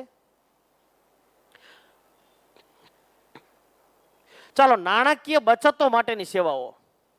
હવે નાણાકીય એટલે આર્થિક, પૈસાની બચત કરવાની જુદી જુદી સેવાઓ. અરે અનેક વ્યક્તિઓ એવા હોય કે ઝાઝા પૈસા કમાતા હોય, વધારે પૈસા કમાતા હોય, 50, 60,000, 70,000, 80,000 કે લાખ રૂપિયા કમાતા હોય. હવે આટલા પૈસા તો મહિને વપરાય નહીં, તો બાકીના પૈસાનું એસ્ટિમેટ શું કરવું, બાકીના પૈસા જે છે એનું રોકાણ ક્યાં કરવું, એના માટેની બચતની પણ ઘણી બધી અનેક પ્રકારની સંસ્થાઓ છે જે કાર્ય કરે છે. એની અંદર કેટલીક જે છે જાહેર ક્ષેત્રની છે, તો કેટલીક જે છે ખાનગી છે. જાહેર ક્ષેત્રની એટલે કે સરકારી છે કેટલીક, અને કેટલીક જે છે ખાનગી ક્ષેત્ર એટલે કે પ્રાઇવેટ છે. અનેક પ્રકારની સંસ્થાઓ છે જેની અંદર તમે તમારા પૈસા જમા કરી શકો છો અને 5 વર્ષ, 10 વર્ષ કે 20 વર્ષ પછી તમે જે છે એ સંસાધનનો એટલે કે એ નાણાંનો તમે ઉપયોગ કરી શકો છો. દાખલા તરીકે LICની વાત કરો તો LICની અંદર દર મહિને તમારે જમા કરાવવાના હોય, વાર્ષિક પણ તમે જમા કરાવી શકો અને 10 વર્ષ, 15 વર્ષ કે 20 વર્ષ પછી તમે પ્રાપ્ત કરી શકો. આ રીતે તમે બચત કરી શકો. એવી રીતે પોસ્ટ ઓફિસની અંદર પણ આવા પ્રકારની નાણાકીય બચતની સગવડો હોય છે. પોસ્ટ ઓફિસની અંદર તમે તમારા નાણાં જમા કરાવી શકો છો. 5 વર્ષ, 10 વર્ષ, 15 વર્ષ કે 20 વર્ષ પછી તમે તમારા નાણાં મેળવી શકો છો. બેંકની અંદર પણ FD સ્વરૂપે, સેવિંગ સ્વરૂપે કે પછી રિકરિંગ સ્વરૂપે છૂટા નાણાં તમે જમા કરાવી શકો છો. વધારાના તમારી પાસે પૈસા વધારે હોય, દાખલા તરીકે આવક વધારે હોય 25-50 હજાર અને એમાંથી 15-20 હજાર, 25 હજાર આવક વપરાતા હોય, બાકીની 20-25 જમા કરાવો હોય તો તમે જમા કરાવી શકો અને એના દ્વારા જે છે તમને વ્યાજ પણ મળે અને જે છે એ બચત પણ થાય. આવા પ્રકારની સેવાઓ જે છે કરવામાં આવતી હોય છે. પોસ્ટ ઓફિસ, બેંક, LIC, આ ઉપરાંત સહકારી ક્ષેત્રની કેટલીક બેંકો પણ ચાલતી હોય છે, VC પણ ચાલતી હોય છે. એ આપણે કહેવી છે સહકારી સંસ્થા કહેવાય અને એના દ્વારા લોકો પૈસા કમાતા હોય છે. આ છે એ અને એના દ્વારા આર્થિક લાભ પૂરા પાડવામાં આવે છે. બેંકો જે છે વ્યાપાર અને ઉદ્યોગ ક્ષેત્રના નાણાકીય વ્યવહાર જાળવી રાખવા માટે એક મહત્વપૂર્ણ ભૂમિકા ભજવે છે. બેંક જે છે એ આપણે પૈસા બેંકમાં મૂકવી એટલે બેંક આપણને વ્યાજ આપે. મૂળગા પૈસા તો આપણા જમા જ હોય, બેંક આપણને વ્યાજ આપે. ઉપરાંત કોઈ વ્યક્તિ બેંક પાસેથી લોન લે એટલે એની પાસે નાણાં મેળવે છે અને આ લોકો જેટલી લોન લીધી હોય એનું વ્યાજ ચૂકવે છે બેંકને. આ રીતે બેંકો ચાલતી હોય છે અને લોકોને સેવા પૂરી પાડતી હોય છે. જેની પાસે પૈસા છે એ પૈસા સાચવે છે ને એનું વ્યાજ આપે છે, જેની પાસે પૈસા નથી ને પૈસા આપે છે ને એનું વ્યાજ લે છે. આવી સેવા પૂરી પાડવાનું કાર્ય જે છે એ નાણાકીય બચતો માટેની સેવાઓ જે છે પૂરી પાડે છે. ઓકે, આ તૃતીય પ્રવૃત્તિના સેવાઓ જે છે એ આપણે અહીં મુદ્દો પૂરો કર્યો વિદ્યાર્થી મિત્રો. હવે ચતુર્થક પ્રવૃત્તિ આપણે શરૂ કરીએ વિદ્યાર્થી મિત્રો. ચતુર્થક પ્રવૃત્તિ એટલે શું? માનવીને આપી શકાય એવી વિશિષ્ટ પ્રકારની સેવાઓને ચતુર્થક પ્રવૃત્તિ તરીકે ઓળખવામાં આવે છે. આટલો પ્રશ્ન પૂછાય તો આ એક ગુણનો પ્રશ્ન છે. આટલો પૂછાય તો ચતુર્થક પ્રવૃત્તિ એટલે શું? માનવીની વિશિષ્ટ પ્રકારની સેવાઓને ચતુર્થક પ્રવૃત્તિ કહે છે. શિક્ષણ વિભાગની અંદર જે શિક્ષણ આપે છે એને તૃતીય પ્રવૃત્તિ કહેવાય, અને શિક્ષણ આપવાવાળા વ્યક્તિઓનું જે હેન્ડલિંગ કરે છે, ઓફિસમાં બેઠો બેઠો આચાર્ય ટાઈમ ટેબલ ગોઠવીને જુદા જુદા શિક્ષકોને જુદા જુદા ક્લાસમાં જે મોકલે છે ને એને ચતુર્થક પ્રવૃત્તિ કહેવાય. અને એની ઉપર ડીઓ ઓફિસમાં કામ કરનારો વ્યક્તિ જે છે ચતુર્થક પ્રવૃત્તિમાં, અને બધા ડીઓ ઉપર ડીઓ શિક્ષણ ઓફિસ ઉપર કામ કરનારા વ્યક્તિઓ જે ઉચ્ચ ગાંધીનગર અંદર કમિશનર કચેરીમાં બેઠેલા લોકો જે પરિપત્ર બહાર પાડે છે ને પંચમ પ્રવૃત્તિ તરીકે ઓળખવામાં આવે છે. માનવીની વિશિષ્ટ પ્રકારની સેવાઓને ચતુર્થક પ્રવૃત્તિ કહે છે. આ ચતુર્થક પ્રવૃત્તિની અંદર ચિંતન, સંશોધન અને વિકાસ ત્રણ વસ્તુ એની અંદર હોય. ચતુર્થક શબ્દનું તાત્પર્ય જે છે કે એનો સંબંધ ઉચ્ચ બૌદ્ધિક વ્યવસાયો સાથે જોવા મળે છે.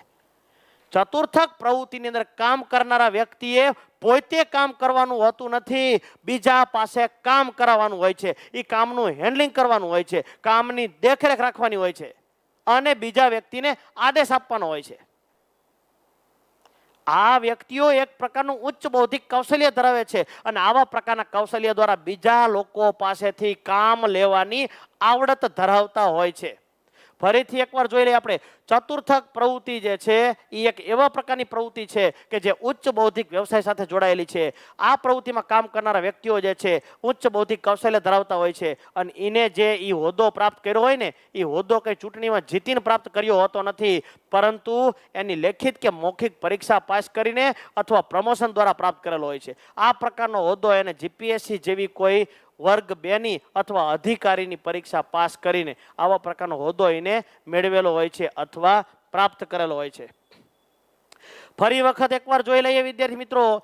માનવીની વિશિષ્ટ પ્રકારની સેવાઓને ચતુર્થક પ્રવૃત્તિ તરીકે ઓળખવામાં આવે છે. આ પ્રકારની પ્રવૃત્તિનો સંબંધ ઉચ્ચ બૌદ્ધિક વ્યવસાય સાથે જોવા મળે છે, જેનું મુખ્ય કાર્ય ચિંતન, સંશોધન અને વિકાસ જેવું જોવા મળે છે.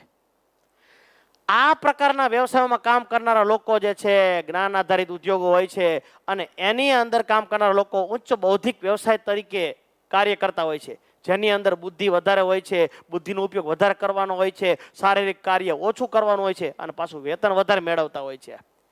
વિશ્વના ઓછામાં ઓછા લોકો ચતુર્થક પ્રવૃત્તિમાં જોડાયેલા હોય છે. વિકસિત દેશોમાં આનું પ્રમાણ વધારે હોય, ઓછા લોકો હોય આવા. હવે સીધી વાત છે, હેન્ડલિંગ કરવાવાળા ઓછા હોય, કામ કરનારા ઝાઝા હોય, એની નીચે કામ કરનારા ઝાઝા હોય. જેમ જેમ ટોચ ઉપર જઈએ લોકોનું પ્રમાણ ઘટતું જાય. ચતુર્થક પ્રવૃત્તિમાં કામ કરનારા લોકોનું પ્રમાણ નહિવત હોય છે, ઓછું હોય છે. જે દેશો આગળ પડતા છે, વિકસિત દેશો છે, એ વિકસિત દેશોની અંદર આવા પ્રકારની પ્રવૃત્તિમાં કામ કરનારા લોકોનું પ્રમાણ વધુ હોય છે. આ પ્રવૃત્તિ સાથે જોડાયેલા લોકોની વિશેષતા એ છે કે ઊંચું વેતન પ્રાપ્ત કરે છે, ઊંચો હોદ્દો હોય છે અને ખૂબ ગતિશીલ હોય છે. ઊંચું વેતન હોય છે, ઊંચો હોદ્દો હોય છે, ખૂબ ગતિશીલ હોય છે, કામ ઓછું કરે છે, માનસિક રીતે કામ કરે છે બુદ્ધિનો ઉપયોગ કરીને અને વેતન વધારે પ્રાપ્ત કરે છે. આવા પ્રકારની પ્રવૃત્તિ કરવાવાળા વ્યક્તિઓ મુખ્યત્વે એસી ઓફિસમાં બેઠા બેઠા કામ કરનારા, એસી ગાડીમાં ફરનારા, આદેશ આપવાવાળા, ઉચ્ચ બૌદ્ધિક કૌશલ્ય ધરાવવા અને કમ્પ્યુટર અને ઇન્ટરનેટના ક્ષેત્રે પ્રવૃત્તિ સાથે જોડાયેલા લોકો જે છે એ કાર્યક્ષમતાની અંદર વધારો કરે છે, નીચેના લોકો પાસે કામ કઢાવે છે અને જે છે એ દેશના વિકાસની અંદર મહત્વપૂર્ણ ભૂમિકા ભજવે છે. આ પ્રકારની પ્રવૃત્તિની અંદર કાર્ય કરનારા લોકો જે છે એ દેશની અંદર પણ મહત્વપૂર્ણ ભૂમિકા ભજવે છે. મહત્વની વસ્તુ છે, એક વખત ફરીવાર વિદ્યાર્થી મિત્રો આપણે જોઈ લેવી. માનવીની વિશિષ્ટ પ્રકારની સેવાઓને ચતુર્થક પ્રવૃત્તિ કહે છે. ચતુર્થક પ્રવૃત્તિનું મુખ્ય તાત્પર્ય એ છે કે ઉચ્ચ બૌદ્ધિક કૌશલ્ય અથવા વ્યવસાય સાથે જોડાયેલું છે. એનું મુખ્ય કાર્ય ચિંતન, સંશોધન અને વિકાસ. ચિંતન કરવાનું, બુદ્ધિનો બહુ ઉપયોગ કરવાનો, બહુ વિચાર કરવાનો અને ખૂબ જ વિચાર કરીને ત્યાર પછી નિર્ણય લેવાનો અને નિર્ણય લઈને નીચેના લોકો પાસે કોઈ રીતે કામ કઢાવવાનું અને સંશોધન કરે છે, કંઈક ને કંઈક નવું સંશોધન કરે છે અને ગમે તેવા પ્રકારનો વિકાસ કરે છે. વિશ્વમાં ઓછામાં ઓછા લોકો જે છે ચતુર્થક પ્રવૃત્તિ સાથે જોડાયેલા હોય છે અને આ વિકસિત દેશોમાં એનું પ્રમાણ વધારે જોવા મળે છે. પ્રવૃત્તિ સાથે જોડાયેલા લોકો છે ઊંચું વેતન પ્રાપ્ત કરે છે, ઊંચો હોદ્દો પ્રાપ્ત કરે છે અને ગતિશીલ હોય છે. કમ્પ્યુટર, આધુનિકરણ, ઔદ્યોગિકરણ, વિજ્ઞાન અને ટેકનોલોજીના જમાનાની અંદર માનવી જ્યારે ઘડિયાળના ટકોરે કામ કરી રહ્યો છે ને ત્યારે એના કરતા પણ ઝડપી મગજ દોડાવીને કાર્ય કરનારા લોકો ચતુર્થક પ્રવૃત્તિ કરતા હોય છે અને કાર્યક્ષમતામાં ખૂબ જ વધારો કરે એવા પ્રકારના લોકો હોય છે. તો ઇન્ફોર્મેશન ટેકનોલોજી આઈટી ઘરે બેઠા માહિતી પ્રાપ્ત કરવાની વસ્તુ છે ને એ ઇન્ફોર્મેશન ટેકનોલોજી છે. આખો પ્રશ્ન પૂછાય તો 3 ગુણનો છે, ખાલી વ્યાખ્યા પૂછાય તો આ વ્યાખ્યા જે છે 1 ગુણની છે અને વ્યાખ્યા સાથેનું ઉદાહરણ પૂછાય તો આનો અને આનો બેથી ટોટલ 2 માર્ક છે. જોઈ લેવી આપણે ઇન્ફોર્મેશન ટેકનોલોજી. હાલના આધુનિકરણ, ઔદ્યોગિકરણ, વિજ્ઞાન અને ટેકનોલોજીના જમાનાની અંદર આપણે ઘરે બેઠા કોઈ પણ પ્રકારની માહિતી સરળતાથી આપણે પ્રાપ્ત કરી શકીએ છીએ. આ સરળતાથી પ્રાપ્ત કરીએ છીએ ને એનું મુખ્ય કારણ છે આ ઇન્ફોર્મેશન ટેકનોલોજી. ઘરે બેઠા બેઠા સેટી કે સોફા ઉપર બેઠા બેઠા ટમેટાની કે કાકડીની ડીશ ખાતા ખાતા ઓસ્ટ્રેલિયામાં રમાતી મેચ આપણે ઘરે બેઠા આપણે જોઈ શકીએ છીએ ને એનું કારણ આ ઇન્ફોર્મેશન ટેકનોલોજી છે. અરે બીજા દેશની અંદર હજારો કિલોમીટર દૂર પૂર, દુષ્કાળ, ધરતીકંપ, વરસાદ, વાવાઝોડું જેવા પ્રકારની કોઈ ઘટના બને છે ને તેની તાત્કાલિક માહિતી આપણને પ્રાપ્ત થાય છે ને એનું મુખ્ય કારણ જે છે ને એ આ ચતુર્થક પ્રવૃત્તિ છે અને એમાં પાછી ઇન્ફોર્મેશન ટેકનોલોજી છે. ઘરે બેઠા આપણે પૈસાનું ટ્રાન્સપોર્ટેશન બીજા ખાતામાં પૈસા નાખી શકીએ છીએ અને બીજા ખાતામાંથી પૈસા આપણે મેળવી શકીએ છીએ. એનું મુખ્ય કારણ આ ટેકનોલોજી છે, ઇન્ફોર્મેશન ટેકનોલોજી. આ ઉપરાંત બસની ટિકિટની વાત કરો, રેલવેની ટિકિટની વાત કરો કે પ્લેનની ટિકિટની વાત કરો, આ તમામ પ્રકારની ટિકિટો આપણે ઘરે બેઠા જે છે એ આપણે બુકિંગ કરાવી શકીએ છીએ. એનું કારણ આ ઇન્ફોર્મેશન ટેકનોલોજી છે. ઘરે બેઠા આપણે હોટલના બિલ અથવા લાઇટ બિલ, ગેસ બિલ કે અન્ય કોઈ બિલ તમે ચૂકવી શકો છો કે પછી ખરીદી કરી શકો છો. એનું કારણ આ ઇન્ફોર્મેશન ટેકનોલોજી છે. અને જાહેર જુદા જુદા પ્રકારની પરિણામો હોય, બોર્ડની પરીક્ષાના પરિણામો હોય, 10મા કે 12માની પરીક્ષાના પરિણામો હોય, એ પરિણામો આપણે ઘરે બેઠા પ્રાપ્ત કરી શકીએ ને, મોબાઈલની અંદર પ્રાપ્ત કરી શકીએ. એનું મુખ્ય કારણ ઇન્ફોર્મેશન ટેકનોલોજી છે. અરે વિકસિત દેશો તો ચાલક વગરની ગાડી હાંકે છે, ડ્રાઈવર વગરની ગાડી હાંકે છે. આવી પ્રવૃત્તિઓ તો 1996 થી ચાલુ થઈ ગઈ છે.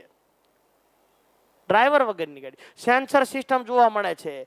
પંખો ચાલુ કરવા, બંધ કરવા કે એસી વધુ ઓછું કરવા માટે લોકોએ સ્વિચ પણ નહીં દબાવવાની અને ઊભું થઈને સ્વિચ દબાવવાની જરૂર નથી પડતી. બોલો, તમારો વોઇસ સેટ થાય અને એને આધારે કાર્ય થાય. આ એક પ્રકારની ટેકનોલોજીકલ બાબત છે વિદ્યાર્થી મિત્રો. ઇન્ફોર્મેશન ટેકનોલોજી એટલે માહિતીનું સંયોજન. કોઈ પણ પ્રકારની માહિતી જેનું સંયોજન કરવામાં આવે છે, પ્રોસેસિંગ કરવામાં આવે છે, એના ઉપર પ્રક્રિયા કરવામાં આવે છે અને માહિતીનો મોટા પાયે સંગ્રહ કરવામાં આવે છે અને ત્યારબાદ એનું પ્રસારણ કરવામાં આવે છે. એમાં સહાયભૂત થતા કોઈ પણ પ્રકારના સાધનો હોય, ગમે એવા પ્રકારના સાધનો દ્વારા લોકો સુધી માહિતી મેળવવામાં આવે છે, પહોંચાડવામાં આવે છે. 1 ગુણનો પ્રશ્ન છે વિદ્યાર્થી મિત્રો, ઇન્ફોર્મેશન ટેકનોલોજી એટલે શું?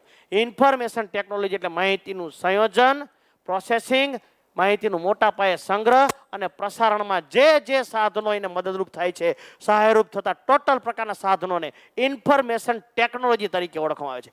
મોસ્ટ ટાઈમપી પ્રશ્ન છે, દર વખતે આ પ્રશ્ન પૂછાય જ છે વિદ્યાર્થી મિત્રો.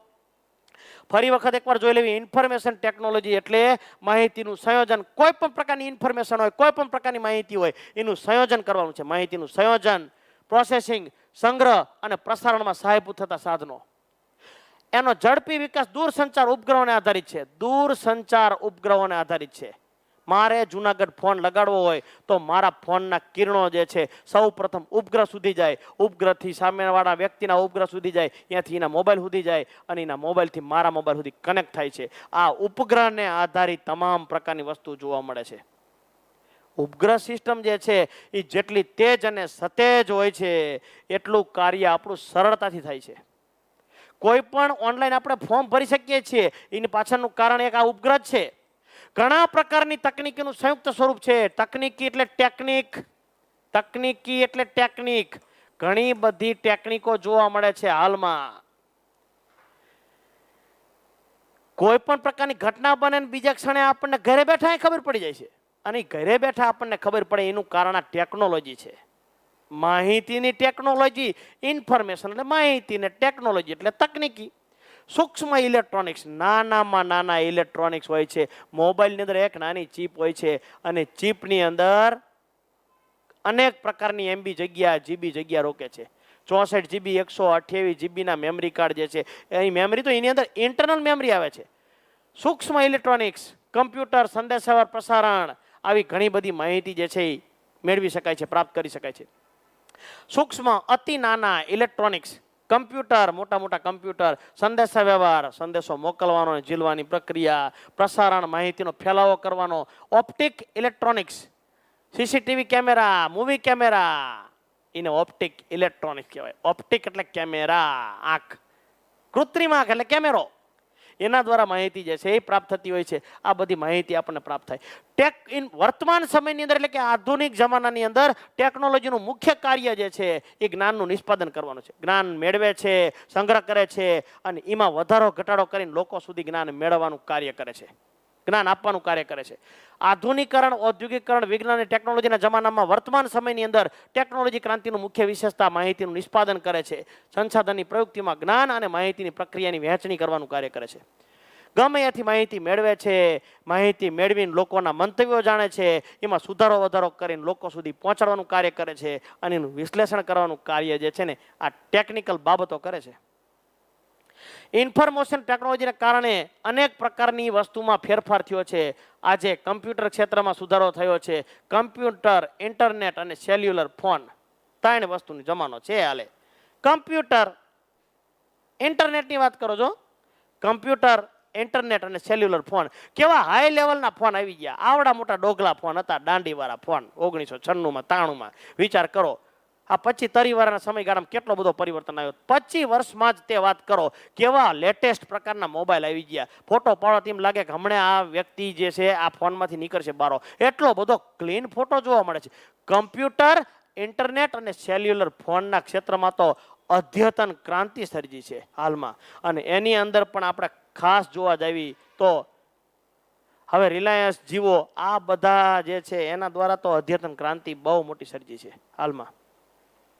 અને ઇન્ફોર્મેશન ટેકનોલોજી દ્વારા જ્ઞાન પ્રાપ્ત થાય છે. ઘરે બેઠા જ્ઞાન પ્રાપ્ત થાય છે. તમે ઘરે બેઠા શિક્ષણ પ્રાપ્ત કરી શકો છો, ઘરે બેઠા કોઈ પ્રકારની માહિતી તમે પ્રાપ્ત કરી શકો છો, ગમે એવા પ્રકારની, અને સંદેશાવ્યવહાર કરી શકો છો. ચાલો, ઘરે બેઠા જ્ઞાન પ્રાપ્ત કરી શકો છો, સમાચાર જોઈ શકો છો, જ્ઞાન પ્રાપ્ત કરી શકો છો, કોઈ ઘટના વિશેની માહિતી તમે મેળવી શકો છો, બીજા વ્યક્તિ સાથે વાતચીત કરી શકો છો, વિડીયો કોલ કરી શકો છો. આ જે છે જ્ઞાન, માહિતી અને પ્રત્યાયન, ત્રણ વસ્તુ મુખ્ય કાર્ય છે. જ્ઞાન એટલે નોલેજ, પ્રત્યાયન એટલે કે સંદેશા વ્યવહાર, કમ્યુનિકેશન, અને માહિતી એટલે કે ઇન્ફોર્મેશન. કોઈ પ્રકારની માહિતી તમે મેળવી શકો છો, જ્ઞાન મેળવી શકો છો અને સંદેશાવ્યવહાર કરી શકો છો. ત્રણ વસ્તુમાં તો અદ્યતન ક્રાંતિ આવી છે. અને વિદ્યાર્થી મિત્રો, હજી તો એટલી બધી ક્રાંતિ આવશે કે લેટેસ્ટ પ્રકારનું શિક્ષણ તમે ઘરે બેઠા પ્રાપ્ત કરી શકશો, જો આપણામાં આવા પ્રકારનો વેત હોય તો. તમે અત્યારે ઘરે બેઠા જે શિક્ષણ પ્રાપ્ત કરી રહ્યા છો એનું કારણ આ ટેકનોલોજી જ છે. ઓનલાઈન શિક્ષણ આપણે પ્રાપ્ત કરી શકીએ છીએ, અથવા એપ્લિકેશનમાં મૂકેલો વિડીયો જે છે એ જોઈને આપણે શિક્ષણ કે જ્ઞાન આપણે મેળવી શકીએ છીએ કે પ્રાપ્ત કરી શકીએ છીએ. આ પ્રકારની વસ્તુ જે છે એ એક પ્રકારની ટેકનોલોજી જ છે. ચાલો, વિજ્ઞાન અને ટેકનોલોજી ઉપર આધારિત સંકુલોમાં નોંધપાત્ર વૃદ્ધિ થઈ છે. પહેલાના જમાનાની અંદર ઇંગ્લેન્ડ, અમેરિકા અને જાપાનની અંદર આવા પ્રકારની ટેકનોલોજી હતી, પણ હવે તો અનેક દેશની અંદર આવા પ્રકારની ટેકનોલોજી જોવા મળે છે. અને ઉપગ્રહ સંચાલિત અનેક પ્રકારનું જ્ઞાન જે છે એ મેળવતા અનેક પ્રકારના સંકુલો આજે કાર્યરત થઈ ગયા છે. વિજ્ઞાન અને ટેકનોલોજી ઉપર આધારિત ઔદ્યોગિક સંકુલોમાં નોંધપાત્ર વૃદ્ધિ થઈ છે. આજથી 10-15 વર્ષ પહેલા આ ટેકનોલોજીના ક્ષેત્રમાં અમુક દેશોનો જ ઇજારો હતો, ઇજારાશાહી હતી. અમેરિકા, ઇંગ્લેન્ડ અને જાપાન, આ ત્રણેક દેશોનો ઇજારાશાહી હતો. અને ચોથું ગણો તો રશિયા. બસ આ લોકો જે છે ટેકનોલોજીનો ઉપયોગ કરતા. અને આજે નાનામાં નાનો વિકસિત દેશ જે છે, નાનામાં નાનો અલ્પ વિકસિત દેશ પણ આવા પ્રકારની ટેકનોલોજીનો ઉપયોગ જે છે એ અન્ય દેશોની સહાયતાથી પ્રાપ્ત કરી શક્યો છે. ઇન્ફોર્મેશન ટેકનોલોજીના સંદર્ભે ઘણા વિકસિત ઉદ્યોગ ગૃહોનું એક સંકુલ એટલે સિલિકોન વેલી. સિલિકોન વેલી એટલે એક એવા પ્રકારનું સંકુલ છે કે ઇન્ફોર્મેશન ટેકનોલોજી દ્વારા, એટલે કે માહિતી ટેકનિક દ્વારા, ઇન્ફોર્મેશન ટેકનોલોજી દ્વારા ઘણા, એટલે કે અનેક ઇન્ફોર્મેશન ટેકનોલોજી દ્વારા ઘણા બધા વિકસિત ઉદ્યોગ ગૃહોનું એક મળીને એક સંકુલ બનેલું છે. એ સંકુલને આપણે સિલિકોન વેલી કહે છે. આ એક ગુણનો પ્રશ્ન છે. ઇન્ફોર્મેશન ટેકનોલોજીના સંદર્ભે ઘણા વિકસિત ઉદ્યોગ ગૃહોનું એક સંકુલ એટલે સિલિકોન વેલી. હવે મેસેચ્યુસેટ્સના બોસ્ટન અને કેલિફોર્નિયા અંદર સિલિકોનના ઔદ્યોગિક ગૃહો જે છે એ સંકુલો કાર્યરત છે. સિલિકોન વેલીના ઔદ્યોગિક સંકુલો ક્યાં કાર્યરત છે? અમેરિકાના બોસ્ટન અને કેલિફોર્નિયાની અંદર કાર્યરત છે. એક વાક્યનો આઈએમપી પ્રશ્ન, તો સિલિકોન વેલી એટલે શું? સિલિકોન વેલી એટલે ઇન્ફોર્મેશન ટેકનોલોજીના સંદર્ભે ઘણા બધા વિકસિત ઉદ્યોગ ગૃહોનું એક સંકુલ એટલે સિલિકોન વેલી. સાદા શબ્દોમાં કહીએ તો પહેલાના જમાનામાં અમેરિકા, રશિયા, જાપાન, ઇંગ્લેન્ડ એટલે કે લંડન આવા દેશોનો ઇજારો હતો. પણ હવે તો મોટા ભાગના દેશો પાસે આવા પ્રકારની ટેકનોલોજી મળે છે, એટલે કે પ્રાપ્ત થાય છે.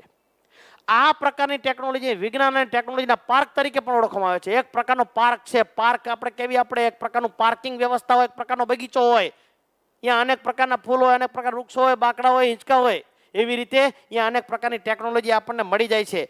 પીએચડી કરનારા વિદ્યાર્થીઓ પર સરળતાથી માહિતી પ્રાપ્ત કરે છે. આને વિજ્ઞાન અને ટેકનોલોજીના પાર્ક તરીકે ઓળખવામાં આવે છે. અને ભારતની અંદર મોટા મોટા શહેરોની આપણે વાત કરો, બેંગ્લોર, ગાંધીનગર, હૈદરાબાદ, પુણે, આ બધાની અંદર, પુનાની અંદર તો પુણેમાં તો ઘણા બધા વર્ષો પહેલા સૌ પ્રથમ ભારતની અંદર ઇન્ફોર્મેશન ટેકનોલોજી કાર્યરત થઈ. વિદ્યાર્થીઓને જ્યારે આજથી 15-20 વર્ષ પહેલા જ્યારે આઈટીનો જ્યારે કોર્સ કરવો હોય ને ઇન્ફોર્મેશન ટેકનોલોજી, એ કોર્સ ક્યાં હતો? ખાલી યાદ હતો બેંગ્લોર અને પુણા. બેંગ્લોર હતો. કોર્સ કરવા માટે આપણે બેંગ્લોર જવું પડતું હતું. બેંગ્લોર તો બેંગ્લોર, હૈદરાબાદ, ગાંધીનગર અને પુણે આ બધી જગ્યાએ ઇન્ફોર્મેશન ટેકનોલોજીના આજે કોર્સ ચાલે છે. અને આઈટીના ઉપયોગથી જીનેટિક એન્જિનિયરના નવા ક્ષેત્રનો વિકાસ થયો છે. આઈટીને લીધે, ઇન્ફોર્મેશન ટેકનોલોજી લીધે કયા નવા ક્ષેત્રનો વિકાસ થયો છે? એક ગુણનો પ્રશ્ન છે. એક ગુણનો પ્રશ્ન છે. જીનેટિક એન્જિનિયરનો વિકાસ થયો છે. વાયરલેસ, વાયર વગરનું, વાયરસ ઉપર આધારિત એક પ્રકારની સિસ્ટમ એટલે જીનેટિક એન્જિનિયરિંગ. દાખલા તરીકે એસીનું તમારું રિમોટ છે, એ રિમોટ અને એસીની વચ્ચેમાં કોઈ જાતનું કનેક્શન નથી, કોઈ જાતનો વાયર નથી, છતાં પણ તમે સ્વિચ દબાવો એટલે એસી વધે ઘટે, એને જીનેટિક એન્જિનિયરિંગ સિસ્ટમ તરીકે ઓળખવામાં આવે છે. આ એક પ્રકારની સિસ્ટમ જે છે એને ઇન્ફોર્મેશન ટેકનોલોજી તરીકે ઓળખવામાં આવે છે. ટીવીની અંદર પણ રિમોટ દ્વારા જે ચેનલ બદલે અથવા અવાજ વધુ ઓછો થાય, એ પણ એક જીનેટિક એન્જિનિયર છે. મોબાઈલની અંદર પણ આપણે જે છે એ ચાલુ મોબાઈલે કોઈ પ્રક્રિયા કરી શકીએ છીએ, એમાં કોઈ વાયર હોતો નથી, કોઈ કનેક્શન હોતું નથી, એને જીનેટિક એન્જિનિયર તરીકે ઓળખવામાં આવે છે. હવે ઇન્ટરનેટના આંતરરાષ્ટ્રીય વ્યવહારનું ઉદ્ગમ કેન્દ્ર કયું છે? વિકલ્પવાળો પ્રશ્ન. વિભાગ એ ની અંદર વિકલ્પવાળો પ્રશ્ન. ઇન્ટરનેટના આંતરરાષ્ટ્રીય વ્યવહારનું ઉદ્ગમ કેન્દ્ર કયું છે? ઉદ્ગમ કેન્દ્ર અમેરિકા, USA, અમેરિકા છે. ઈ દેશ પાસે તો માહિતીનો સંગ્રહ છે. આવા અનેક પ્રકારના સાધનો છે. વર્ષોથી આપણી પાસે આ અને આવા પ્રકારના સાધનો તો હવે ધીરે ધીરે આવી રહ્યા છે. પણ ધીરે ધીરે હવે યુકે, યુનાઇટેડ કિંગડમ, ચીન, જર્મની, જાપાન, ફ્રાન્સ અને ભારત જેવા દેશની અંદર પણ આવા પ્રકારની ટેકનોલોજી ધીરે ધીરે આવી રહી છે અને તેનો વિકાસ થઈ રહ્યો છે હાલમાં. તો આની અંદર મુખ્ય પ્રશ્ન તો છે, ઉપરાંત એક વાક્યના પ્રશ્નો પણ છે કે સિલિકોન વેલી એટલે શું? ઇન્ફોર્મેશન ટેકનોલોજીના સંદર્ભે ઘણા વિકસિત ઉદ્યોગ ગૃહોનું એક સંકુલ એટલે સિલિકોન વેલી. સિલિકોન વેલી જે છે એના ઔદ્યોગિક સંકુલો ક્યાં કાર્યરત છે? તો કે અમેરિકાની અંદર બોસ્ટન અને કેલિફોર્નિયાની અંદર. આઈટીના ઉપયોગને લીધે, ઇન્ફોર્મેશન ટેકનોલોજીના ઉપયોગને લીધે કયા નવા ક્ષેત્રનો વિકાસ થયો છે? Genetic engineer. અને ઇન્ટરનેટના આંતરરાષ્ટ્રીય વ્યવહારનું ઉદ્ગમ કેન્દ્ર કયું છે? તો કે અમેરિકા, USA, અમેરિકા.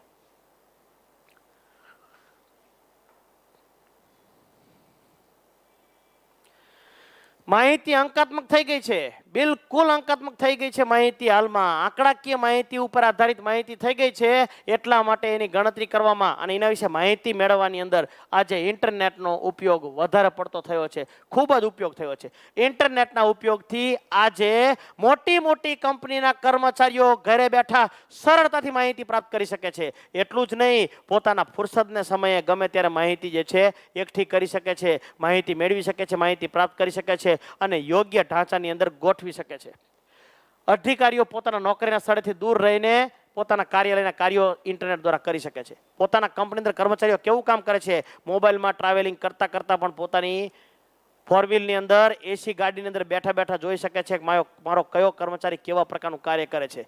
કેમેરાની સિસ્ટમ સીધી મોબાઈલ સાથે જોડેલી હોય છે. વિદ્યાર્થી મિત્રો, બેંકો પોતાની મૂડી ખૂબ જ ઓછા સમયમાં સ્થળાંતર કરી શકે છે. પાસપોર્ટ, સરકારી વેરાની નોંધ, ટેલિફોન સેવાઓ, ગુનાઓ અંગેની માહિતી, ચિકિત્સાના રિપોર્ટ, ઇન્ટરનેટનો ઉપયોગ માહિતી પ્રસારણમાં ખૂબ જ સરળતાથી માહિતી પ્રાપ્ત થઈ છે. ઇન્ફોર્મેશન ટેકનોલોજીના ઉપયોગને લીધે આજે અનેક પ્રકારના કાર્યો સરળ થઈ ગયા છે. ટિકિટ બુકિંગ કરાવી તો પણ કરી શકાય છે. બસની, રેલવેની, પ્લેનની ટિકિટ બુકિંગ કરાવી શકાય છે. જાહેર પરીક્ષાના પરિણામ પણ ઇન્ફોર્મેશન ટેકનોલોજી દ્વારા ઇન્ટરનેટ દ્વારા સરળતાથી જાણી શકાય છે. કોઈ પણ બિલ ભરી શકાય છે. લાઇટ બિલ, ગેસ બિલ અથવા મોબાઈલનું બિલ ભરી શકાય છે. LICના વીમા પણ ભરી શકાય છે. તમારો કોઈ પણ હપ્તો હોય, મકાનનો ખાતે વગેરે એ પણ ભરી શકાય છે. ઘરે બેઠા દૂર રહેલી માહિતી પણ આપણે મોકલી શકીએ છીએ, પ્રાપ્ત કરી શકીએ છીએ. વિડીયો કોલ કે ઓડિયો કોલ આપણે સરળતાથી આપણે કરી શકીએ છીએ. અને પાસપોર્ટ, સરકારી વેરાઓની નોંધ, ટેલિફોન સેવાઓ અથવા તમારું મેરિટમાં કેટલું નામ છે, કેટલું દૂર છે વગેરે માહિતી આપણે ઘરે બેઠા જે છે એ પ્રાપ્ત કરી શકીએ છીએ. બસની અંદર હાલમાં આ બસ ક્યાં પહોંચી છે એ પણ અંદાજ ઘરે બેઠા પ્રાપ્ત કરી શકાય છે, મેળવી શકાય છે. આવા ક્ષેત્રોની અંદર રોજગારીની તકોમાં વૃદ્ધિ થઈ છે. હાલમાં 33% અનામત હોવાને લીધે આવા પ્રકારની પ્રવૃત્તિની અંદર આજે સ્ત્રીઓ પણ આ ધંધાની અંદર આવા પ્રકારના ક્ષેત્રોની અંદર મુખ્ય ભૂમિકા ભજવતી થઈ ગઈ છે. આંતરરાષ્ટ્રીય વ્યાપારમાં આનો ફાળો 20% છે. ઇન્ટરનેશનલ વેપારની અંદર, આંતરરાષ્ટ્રીય વેપારની અંદર ઇન્ફોર્મેશન ટેકનોલોજીનો ફાળો 20% છે. લોકો ભલે ઓછા જોડાયેલા હોય પણ કામ તો બહુ કરે છે. તો ઇન્ફોર્મેશન ટેકનોલોજી વિશ્વના વધુ ક્ષેત્રો જે છે ને એની સાથે જોડાયેલા છે. વિશ્વના કયા શહેરો જે છે, મોટા ભાગના શહેરો છે એની સાથે જોડાયેલા છે. લંડન એટલે કે ઇંગ્લેન્ડનું લંડન, અમેરિકાનું ન્યુયોર્ક અને જાપાનનું ટોક્યો. લંડન, ન્યુયોર્ક અને ટોક્યો આ 3 શહેરો જે છે ઇન્ફોર્મેશન ટેકનોલોજીના મુખ્ય શહેરો તરીકે ઓળખવામાં આવે છે. આ બધા શહેરોની અંદર અનેક પ્રકારની સગવડો પ્રાપ્ત થઈ છે અને આ શહેરોએ આનો ઉપયોગ કરીને બહુ વિકાસ કર્યો છે. ટેકનોલોજીકલ કે ટેકનિકલ કામ કરતા થઈ ગયા છે. આ બધા શહેરો છે ને એ ટેકનિકલ કામ કરતા થઈ ગયા છે. અને છેલ્લે જોવી વિદ્યાર્થી મિત્રો આપણે પંચમ પ્રવૃત્તિ, ઉચ્ચ પ્રકારના વ્યવસાય સાથે જોડાયેલી પ્રવૃત્તિને પંચમ પ્રવૃત્તિ તરીકે ઓળખવામાં આવે છે. આ પ્રકારની પ્રવૃત્તિની અંદર કામ કરનારા લોકો છે એ વધારે જ્ઞાની હોય છે, અતિશય જ્ઞાન ધરાવતા હોય છે, વધારે પડતા બુદ્ધિશાળી હોય છે, શારીરિક કાર્ય ઓછું અને માનસિક કાર્ય વધુ કરતા હોય છે. એસી ઓફિસમાં બેઠા બેઠા ગાડી હોય તો એસી ગાડી અને એ ગાડીની અંદર એનો એક પર્સનલ આસિસ્ટન્ટ એની અંદર બેઠો હોય. કમિશનર કચેરીમાં કામ કરનારા દરેક વ્યક્તિઓ આ પ્રકારના ઉચ્ચ વ્યવસાયો સાથે જોડાયેલા હોય છે. પંચમ પ્રવૃત્તિ હોય છે. સ્પેશિયલ ડ્રાઈવર હોય, સ્પેશિયલ સિક્યુરિટી હોય, સ્પેશિયલ એક પીએ હોય. ગાડી ઊભી રહે એટલે ઓલો પીએ હોય ગાડીની બહાર નીકળે અને સાહેબનો ગાડીનો દરવાજો છે ને એ ખોલે. સાહેબને દરવાજો ન ખોલવાનો હોય, દરવાજો ખોલે, સાહેબ બહાર નીકળે ને પછી સાહેબની સુટકેસ અથવા બેગ હોય ને એ પણ ચાલી લે અને આગળ આગળ હાલતો જતો હોય. આ જે છે એ ઓફિસરો પંચમ પ્રવૃત્તિ તરીકે ઓળખવામાં આવે છે. સુપર ક્લાસ 1 ની અંદર કામ કરતા તમામ કર્મચારીઓ, પછી શિક્ષણ વિભાગમાં હોય, મધ્યાહન ભોજન યોજના હોય, પાણી પુરવઠા યોજનામાં હોય કે પછી અન્ય કોઈ પણ યોજનાની અંદર હોય, એમાં કામ કરતા કોઈ પણ કર્મચારીઓ જે છે ને એ સુપર ક્લાસ 1 હોય તો જ તે કહું છું હું, તો એને પંચમ પ્રવૃત્તિ તરીકે ઓળખવામાં આવે. આવા પ્રકારના પ્રવૃત્તિ કરનારા કર્મચારીઓ કામ ઓછું કરતા હોય છે, માનસિક રીતે કાર્ય વધારે કરતા હોય છે, કામ ઓછું કરતા હોય છે અને વેતન તો બહુ જ વધારે પ્રાપ્ત કરતા હોય છે.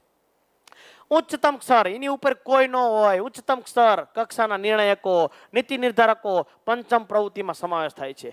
પંચમ પ્રવૃત્તિમાં કોનો સમાવેશ થાય છે? પંચમ પ્રવૃત્તિની અંદર ઉચ્ચતમ સેવા કરનારા કર્મચારીઓ, ઉચ્ચતમ હાઈ લેવલની. આને તો ખાલી પરિપત્ર જ બહાર પાડવાના હોય. કોરોનાને લીધે શાળાઓ ક્યારે શરૂ થાય છે એના નિર્ણયો બેઠા બેઠા લેતા હોય અને આદેશ આપે કે 11મી જાન્યુઆરીએ સ્કૂલ શરૂ કરવાની છે તો ગુજરાતના બધા શિક્ષકો 11મી જાન્યુઆરીએ કામે લાગી જાય એક જ કાગળિયાની સહીથી. આને પંચમ પ્રવૃત્તિ કહેવાય. ઉચ્ચ કક્ષાના અધિકારીઓ પંચમ પ્રવૃત્તિ સાથે જોડાયેલા હોય છે. નીતિ નિર્ધારકો, નીતિનો નિર્ધારણ કરવા વાળા વ્યક્તિઓ, નીતિ ઘડવા વાળા વ્યક્તિઓ, જ્ઞાન આધારિત ઉદ્યોગો પંચમ પ્રવૃત્તિમાં સમાવેશ થાય છે. આ પ્રકારની પ્રવૃત્તિમાં જ્ઞાન આધારિત ઉદ્યોગો હોય છે જ્ઞાન આધારિત કોઈ પણ પ્રકારના ઉદ્યોગો મુખ્યત્વે ચતુર્થક પ્રવૃત્તિમાં હોય છે. ચતુર્થક પ્રવૃત્તિ અને પંચમ પ્રવૃત્તિમાં સૂક્ષ્મ ભેદ છે, ખાલી થોડોક જ ભેદ છે. ખાલી તેમનો પણ સમાવેશ થાય છે. જ્ઞાન આધારિત ઉદ્યોગો વાળાનો સમાવેશ ચતુર્થક પ્રવૃત્તિમાં પણ થાય, પણ પંચમ પ્રવૃત્તિ એના કરતાં પણ ઊંચી છે. દાખલા તરીકે જીપીએસસી રાજ્ય લેવલની પરીક્ષાની અંદરનો જે વડો હોય એને ચતુર્થક પ્રવૃત્તિ કહેવાય, અને રાષ્ટ્ર લેવલનો જે વડો હોય, કોઈ અધિકારી હોય, રાજકારણીની વાત નથી કરતો, અધિકારીઓને પંચમ પ્રવૃત્તિ તરીકે ઓળખવામાં આવે છે. તો સાદા શબ્દોમાં કહેવી તો જીપીએસસી પરીક્ષા પાસ કરનારો ચતુર્થક પ્રવૃત્તિ કહેવાય, અને યુપીએસસી પરીક્ષા પાસ કરનારો પંચમ પ્રવૃત્તિ વાળો વ્યક્તિ કહેવાય. આપણા શહેરની અંદર કલેક્ટર હોય ચતુર્થક પ્રવૃત્તિ કહેવાય, અને ગાંધીનગરની અંદર બેઠેલો કમિશનર હોય એને પંચમ પ્રવૃત્તિ કહેવાય. આધુનિક સમયની અંદર વિચારો, લાગણીઓ, આવેગો અને એનું પુનર્ગઠન કરી નવા પરિપત્રો કરવાના હોય, એમાં સુધારણા કરવાની હોય, એની વ્યાખ્યા આપવાની હોય, એની માહિતી આપવાની હોય, નવા નવા પ્રયોગો કરવાના હોય, નવી શિક્ષણ નીતિ ઘડવાની હોય, નવું આયોજન કરવાનું હોય, નવી યોજના ઘડવાની હોય, કોઈ કલમમાં સુધારો વધારો કરવાનો હોય. એની અંદર એક પ્રકારની મિટિંગ બોલાય, અને એ મિટિંગની અંદર નિર્ણય લઈને જે નીતિ નિર્ધારકો હોય, નિર્ણય નિર્ધારકો હોય, એ જે સહી કરે ને એ બધા પંચમ પ્રવૃત્તિની અંદર આવે. છેલ્લે નિર્ણય લઈને આ પ્રકારની પ્રવૃત્તિ ઘડવાવાળા હોય છે. આ પ્રકારની વિશે પ્રવૃત્તિ એક એવી છે કે ઉચ્ચ સ્તરીય સેવાઓ છે, હાઈ લેવલની સેવાઓ છે. આની ઉપર બીજા કર્મચારીઓ ન હોય, પણ આની નીચે કામ કરનારા આખો પટ્ટો હોય, આખો વિસ્તાર હોય, આખું રાજ્ય હોય, જિલ્લાના તમામ ક્લાસ 1 ઓફિસરો કાર્ય કરતા હોય. કારણ કે આ તો સુપર ક્લાસ 1 ઓફિસરો છે.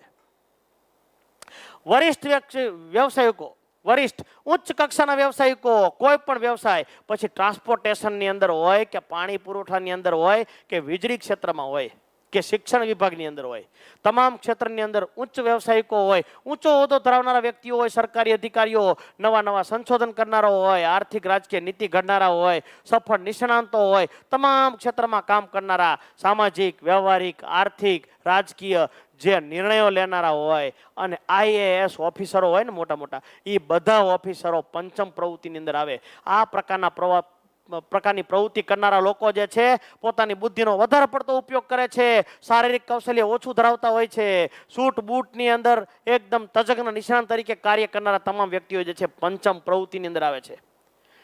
સૂચના આપે છે, હ્યુમન રિસર્ચ ડેવલપમેન્ટ, માનવ સંસાધન વિકાસની અંદર કામ કરનારા લોકો, ગ્રાહકની સહાયતા, કોઈને મદદ કરવાવાળા વ્યક્તિઓ, આદેશ આપવાવાળા વ્યક્તિઓ, કોલ સેન્ટરની અંદર કામ કરનારા ઉચ્ચ પ્રકારના વ્યવસાયિકો, આ બધા જે છે એ પંચમ પ્રવૃત્તિની અંદર કાર્ય કરે છે.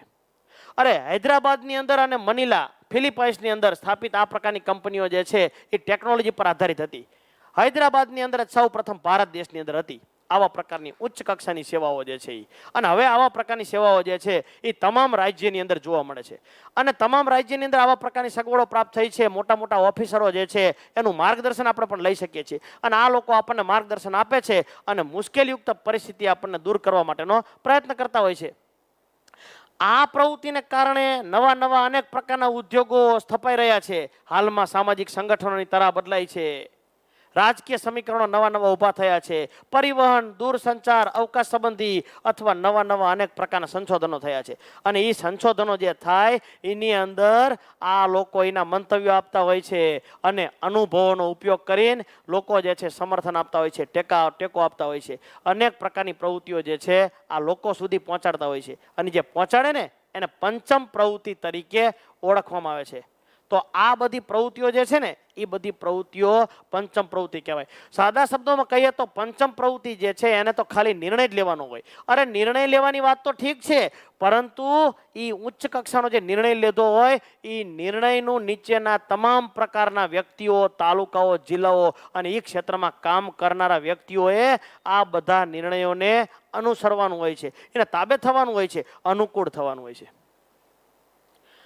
આ પાઠ જે છે આપણે વિદ્યાર્થી મિત્રો પૂર્ણ કરીએ છીએ. હવે આની અંદર કેટલા પ્રશ્નો પૂછાય છે, 1 વાક્યના, 2 માર્કના, 3 માર્કના, ફરીથી એકવાર જોઈ લેવી છેલ્લી 5-7 મિનિટની અંદર. પહેલેથી આપણે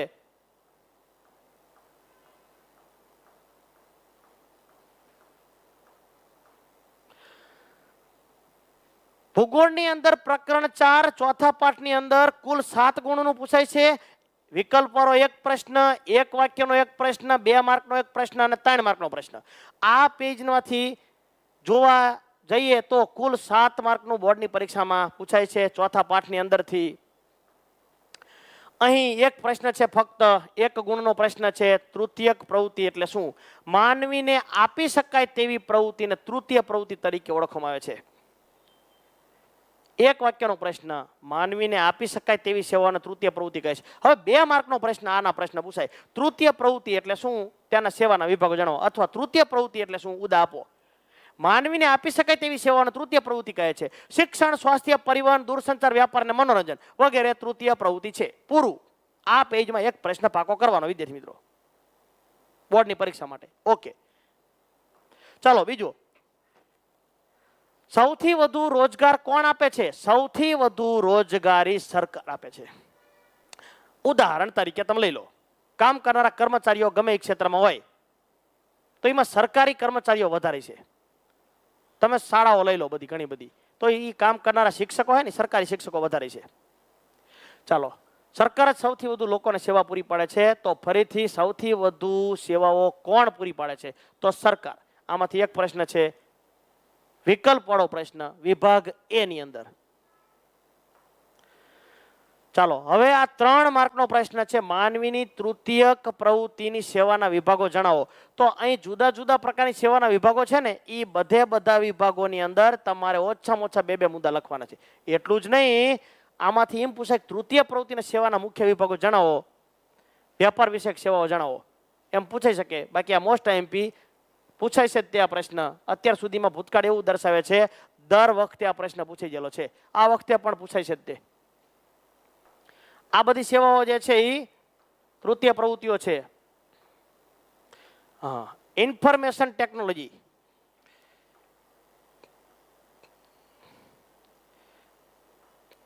હા, ચતુર્થક પ્રવૃત્તિ, મોસ્ટ આઈએમપી. ચતુર્થક પ્રવૃત્તિ એટલે શું? એક જ શબ્દ નવો ઉમેરાય, વિશિષ્ટ. માનવીની વિશિષ્ટ પ્રકારની સેવાઓને ચતુર્થક પ્રવૃત્તિ કહે છે. એક વાક્યનો પ્રશ્ન પૂછાય, ત્યાં લખો એક વાક્યનો. હવે પ્રશ્ન એમ પૂછાય ચતુર્થક પ્રવૃત્તિ એટલે શું? આ જ પ્રશ્ન 2 માર્કનો પૂછાનો હોય તો તમારે ઓછામાં ઓછા 4 મુદ્દા લખવાના, 2 માંથી 2 લેવા માટે. હું બોલું છું, માનવીની વિશિષ્ટ પ્રકારની સેવાને ચતુર્થક પ્રવૃત્તિ કહે છે. એમાં શું આવે? ચિંતન, સંશોધન ને વિકાસ. આ લખ્યું, ચિંતન, સંશોધન ને વિકાસ આવે છે. વિશ્વના બહુ ઓછા લોકો ચતુર્થક પ્રવૃત્તિ સાથે જોડાયેલા હોય છે. ત્રીજી લીટી આ લખવાની. અને ચોથી લીટી કે આ લોકો ઊંચું વ્યવસાય સાથે જોડાયેલા હોય છે, ઊંચું વેતન હોય છે, ઊંચો વ્યવસાય હોય છે, ઊંચો હોદ્દો હોય છે અને કાર્ય ઓછું હોય છે, નહીવત હોય છે. મોસ્ટ આઈએમપી પ્રશ્ન આ પણ. ત્યાર પછી જે છે 2 પ્રશ્ન પાછળ વધ્યા છે, એની અંદર બંને પ્રશ્નો 3 ગુણના જ છે. ટોટલ 3 ગુણના 3 થયા. હવે એની અંદર એક વાક્યનો પ્રશ્ન પૂછાય તો ઇન્ફોર્મેશન ટેકનોલોજી એટલે શું? આઈટી. ઇન્ફોર્મેશન ટેકનોલોજી એટલે માહિતીનું સંયોજન, ભેગી કરવાની માહિતીનું સંયોજન, પ્રોસેસિંગ, સંગ્રહ અને પ્રસારણમાં સહાયભૂત થતા સાધનો. સહાયભૂત એટલે મદદરૂપ થતા સાધનો. આ એક વાક્યનો પ્રશ્ન છે, 1 ગુણનો, વિભાગ બી માં. ચાલો, એવો ને એવો પ્રશ્ન બીજો છે આની અંદર જ તે, ઈ છે સિલિકોન વેલી એટલે શું? ઇન્ફોર્મેશન ટેકનોલોજીના સંદર્ભે ઘણા વિકસિત ઉદ્યોગ ગૃહોનું એક સંકુલ એટલે સિલિકોન વેલી. આ 1 ગુણનો એ લખ્યું છે. આ બધી એક્સ્ટ્રા માહિતી. હવે પાછો વિકલ્પ પડો, લાલ કલરથી લખ્યો છે. ઇન્ટરનેટના આંતરરાષ્ટ્રીય વ્યવહારનું ઉદ્ગમ કેન્દ્ર કયું? ઇન્ટરનેટનો જન્મ કયા દેશમાં થયો? ઇન્ટરનેટના આંતરરાષ્ટ્રીય વ્યવહારનું ઉદ્ગમ કેન્દ્ર કયું? America, USA, United states of America, USA. ચાલો, વિકલ્પ વાળો પ્રશ્ન. અને છેલ્લે જે છે એ પંચમ પ્રવૃત્તિ.